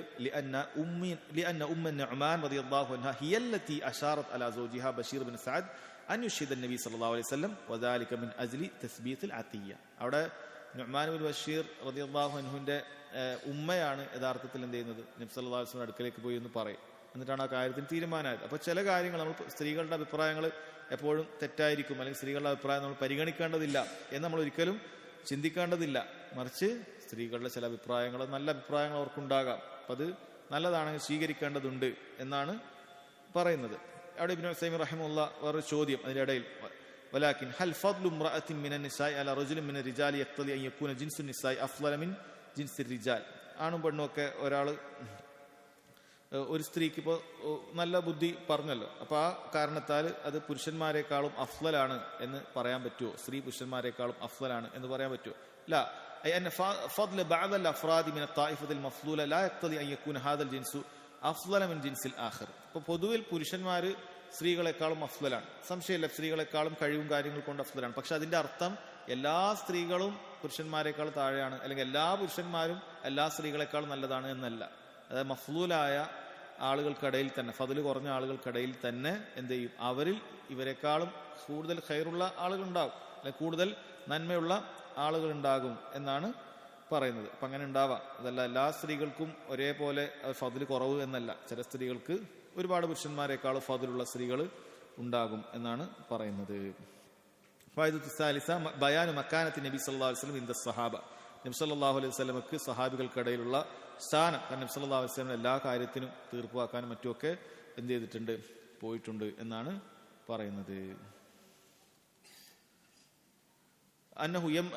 الفائدة الرابعة أنه ينبغي للإنسان بل يجب عليه أن ينصاغ للحق ولو كان ممن دونه في الفضل. നമ്മളെക്കാളും ഫദ്ല് കുറഞ്ഞ ഒരാളാണ് ഒരു സത്യം പറഞ്ഞു തരുന്നതെങ്കിലും ആ സത്യത്തോട് വിധേയപ്പെടുക എന്നുള്ളത് ഒരാൾക്ക് അനിവാര്യമാണല്ല, നിർബന്ധമാണ് എന്നാണ് ഇബ്നു ഉസൈമീൻ റഹിമുള്ള പറയുന്നത്, ഇവിടെ ബഷീർ റളിയല്ലാഹു അൻഹു, ബഷീർ ബിൻ സഅദ് റളിയല്ലാഹു അൻഹു ഭാര്യയുടെ അഭിപ്രായം സ്വീകരിച്ചു എന്നുള്ളതാണ് അതിന് തെളിവായിട്ട് പറയുന്നത്. അപ്പോൾ അത് നമ്മൾ പൊതുവിൽ മനസ്സിലാക്കേണ്ട കാര്യമാണ്. ഒരു സത്യം അത് ആര് പറഞ്ഞാലും നമ്മൾ സ്വീകരിക്കേണ്ടതുണ്ട്. നമ്മളെക്കാളും വിവരമില്ലാത്ത ആളാണെങ്കിലും ശരി, നമ്മളെക്കാൾ ഒരു വിവരമില്ല, അവന് ഈ ഒരു സത്യം മാത്രമേ ഉള്ളൂ എങ്കിൽ പോലും ശരി, അവൻ പറയുന്നത് സത്യമാണെങ്കിൽ നമ്മളത് സ്വീകരിക്കൽ നിർബന്ധമാണ്. യാതൊരു നമുക്ക് തള്ളിക്കളയാൻ പാടില്ല. അത് നമ്മളെ എന്താ പറയുക, നമ്മുടെ എതിര് വിഭാഗത്തിലുള്ള ആളാണെങ്കിലും ശരി, അഹ്ലുസുന്നത്തിനെതിരായിട്ടുള്ള ആളാണെങ്കിലും ശരി, അവരൊരു വിഷയത്തിൽ ഇന്നതാണ് ശരി എന്ന് നമുക്ക് പറഞ്ഞു തന്നാൽ അത് നമ്മൾ സ്വീകരിക്കണം. അത് നമ്മൾ സ്വീകരിക്കണം. കാരണം പറയുന്നത് ആരാണെങ്കിലും ശരി, പറഞ്ഞത് ഹക്കാണെന്ന് നമ്മൾ സ്വീകരിക്കൽ നിർബന്ധമാണ്. നമുക്ക് എല്ലാവരെയും പോയി കേൾക്കാൻ പറ്റൂല, എല്ലാവരുടെ അടുത്തും പോയി കാര്യങ്ങൾ മനസ്സിലാക്കി ചോദിക്കാൻ പറ്റൂല. പക്ഷേ ഒരാൾ സത്യവുമായി ഇങ്ങോട്ട് വന്നു കഴിഞ്ഞാൽ അയാൾ പറഞ്ഞത് സത്യമാണ്, അയാൾ സ്വീകരിക്കണം. ആള് മോശമാണ് എന്ന് വിചാരിച്ചിട്ട് എന്ത് ചെയ്യാൻ പാടില്ല, സത്യത്തെ തള്ളിക്കളയാൻ പാടില്ല. സത്യത്തെ തള്ളിക്കളയാൻ പാടില്ല. ആളെ നോക്കണ്ട, തെളിവ് നോക്കിയാൽ മതി എന്ന് പറയുന്നതിൽ ഒരു ശരിയായൊരു വജുണ്ട്. അതായത് ആരാണെങ്കിലും ശരി, പറഞ്ഞത് കറക്റ്റാണ്, നീ സ്വീകരിക്കണം എന്ന് പറഞ്ഞാൽ ആരടുത്തൊന്നും പോയി നോക്കിക്കോളൂ, തെളിവ് പറയുന്ന ആരുടെ അടുക്കലും പോയി കേട്ടോളൂ എന്നൊരു വജഹാണ് ഒരാൾ ഉദ്ദേശിക്കുന്നതെങ്കിൽ തെറ്റാണ്. ആളെ നോക്കണ്ട, തെളിവ് നോക്കിയാൽ മതി എന്ന് പറഞ്ഞാൽ തെളിവ് പറയുന്ന എല്ലാവരും ഖുർആനും ഹദീസൊക്കെ പറയുന്നുണ്ടാവും. പക്ഷെ എല്ലാവരുടെ അടുക്കലും പോയി ആളെ നോക്കാതെ നമുക്ക് എടുക്കാൻ പറ്റുമോ? ഇല്ല. ഇന്ന ഹാദൽ ഇൽമു ദീനുൻ ഫൻദുറു അമ്മൻ തഖുദൂന ദീനക്കും. തീർച്ചയായും ഈ വിജ്ഞാനം അത് ദീനാണ്, അത് ആരിൽ നിന്ന് സ്വീകരിക്കണം എന്നുള്ളത് നിങ്ങൾ നോക്കേണ്ടതുണ്ട്. അതതിന്റെ വജഹാണ്. പക്ഷേ ബാത്തിലിന്റെ ആളാണെങ്കിലും ശരി, ബാത്തിലിന്റെ ആളാണ്, അഹ്ലുസുന്നത്തിലൊന്നും പെടുന്നില്ല, ബിദ്അത്തുകാരനാണ്. പക്ഷെ പറഞ്ഞത് ഹക്കാണ്, ഇന്ന കാര്യം എന്ന് പറഞ്ഞാൽ തെളിവ് നമുക്ക് ബോധ്യപ്പെട്ടാൽ പിന്നെ നമ്മൾ ആളെ നോക്കിയിട്ട് ആ തെളിവിനെ തള്ളിക്കളയാൻ പാടില്ല. ആളെ നോക്കിയിട്ട് തെളിവിനെ തള്ളിക്കളയാൻ പാടില്ല. കാരണം ഹക്കാണ് നമ്മൾ സ്വീകരിക്കപ്പെടാൻ ഏറ്റവും യോജിച്ചിട്ടുള്ളത്. ഹക്കാണോ അത് സ്വീകരിക്കൽ നമുക്ക് എന്താണ് നിർബന്ധമായിട്ടുള്ള കാര്യമാണ് എന്നാണ് പറയുന്നത്. അതാണ് മറ്റൊരു ഫായിദ.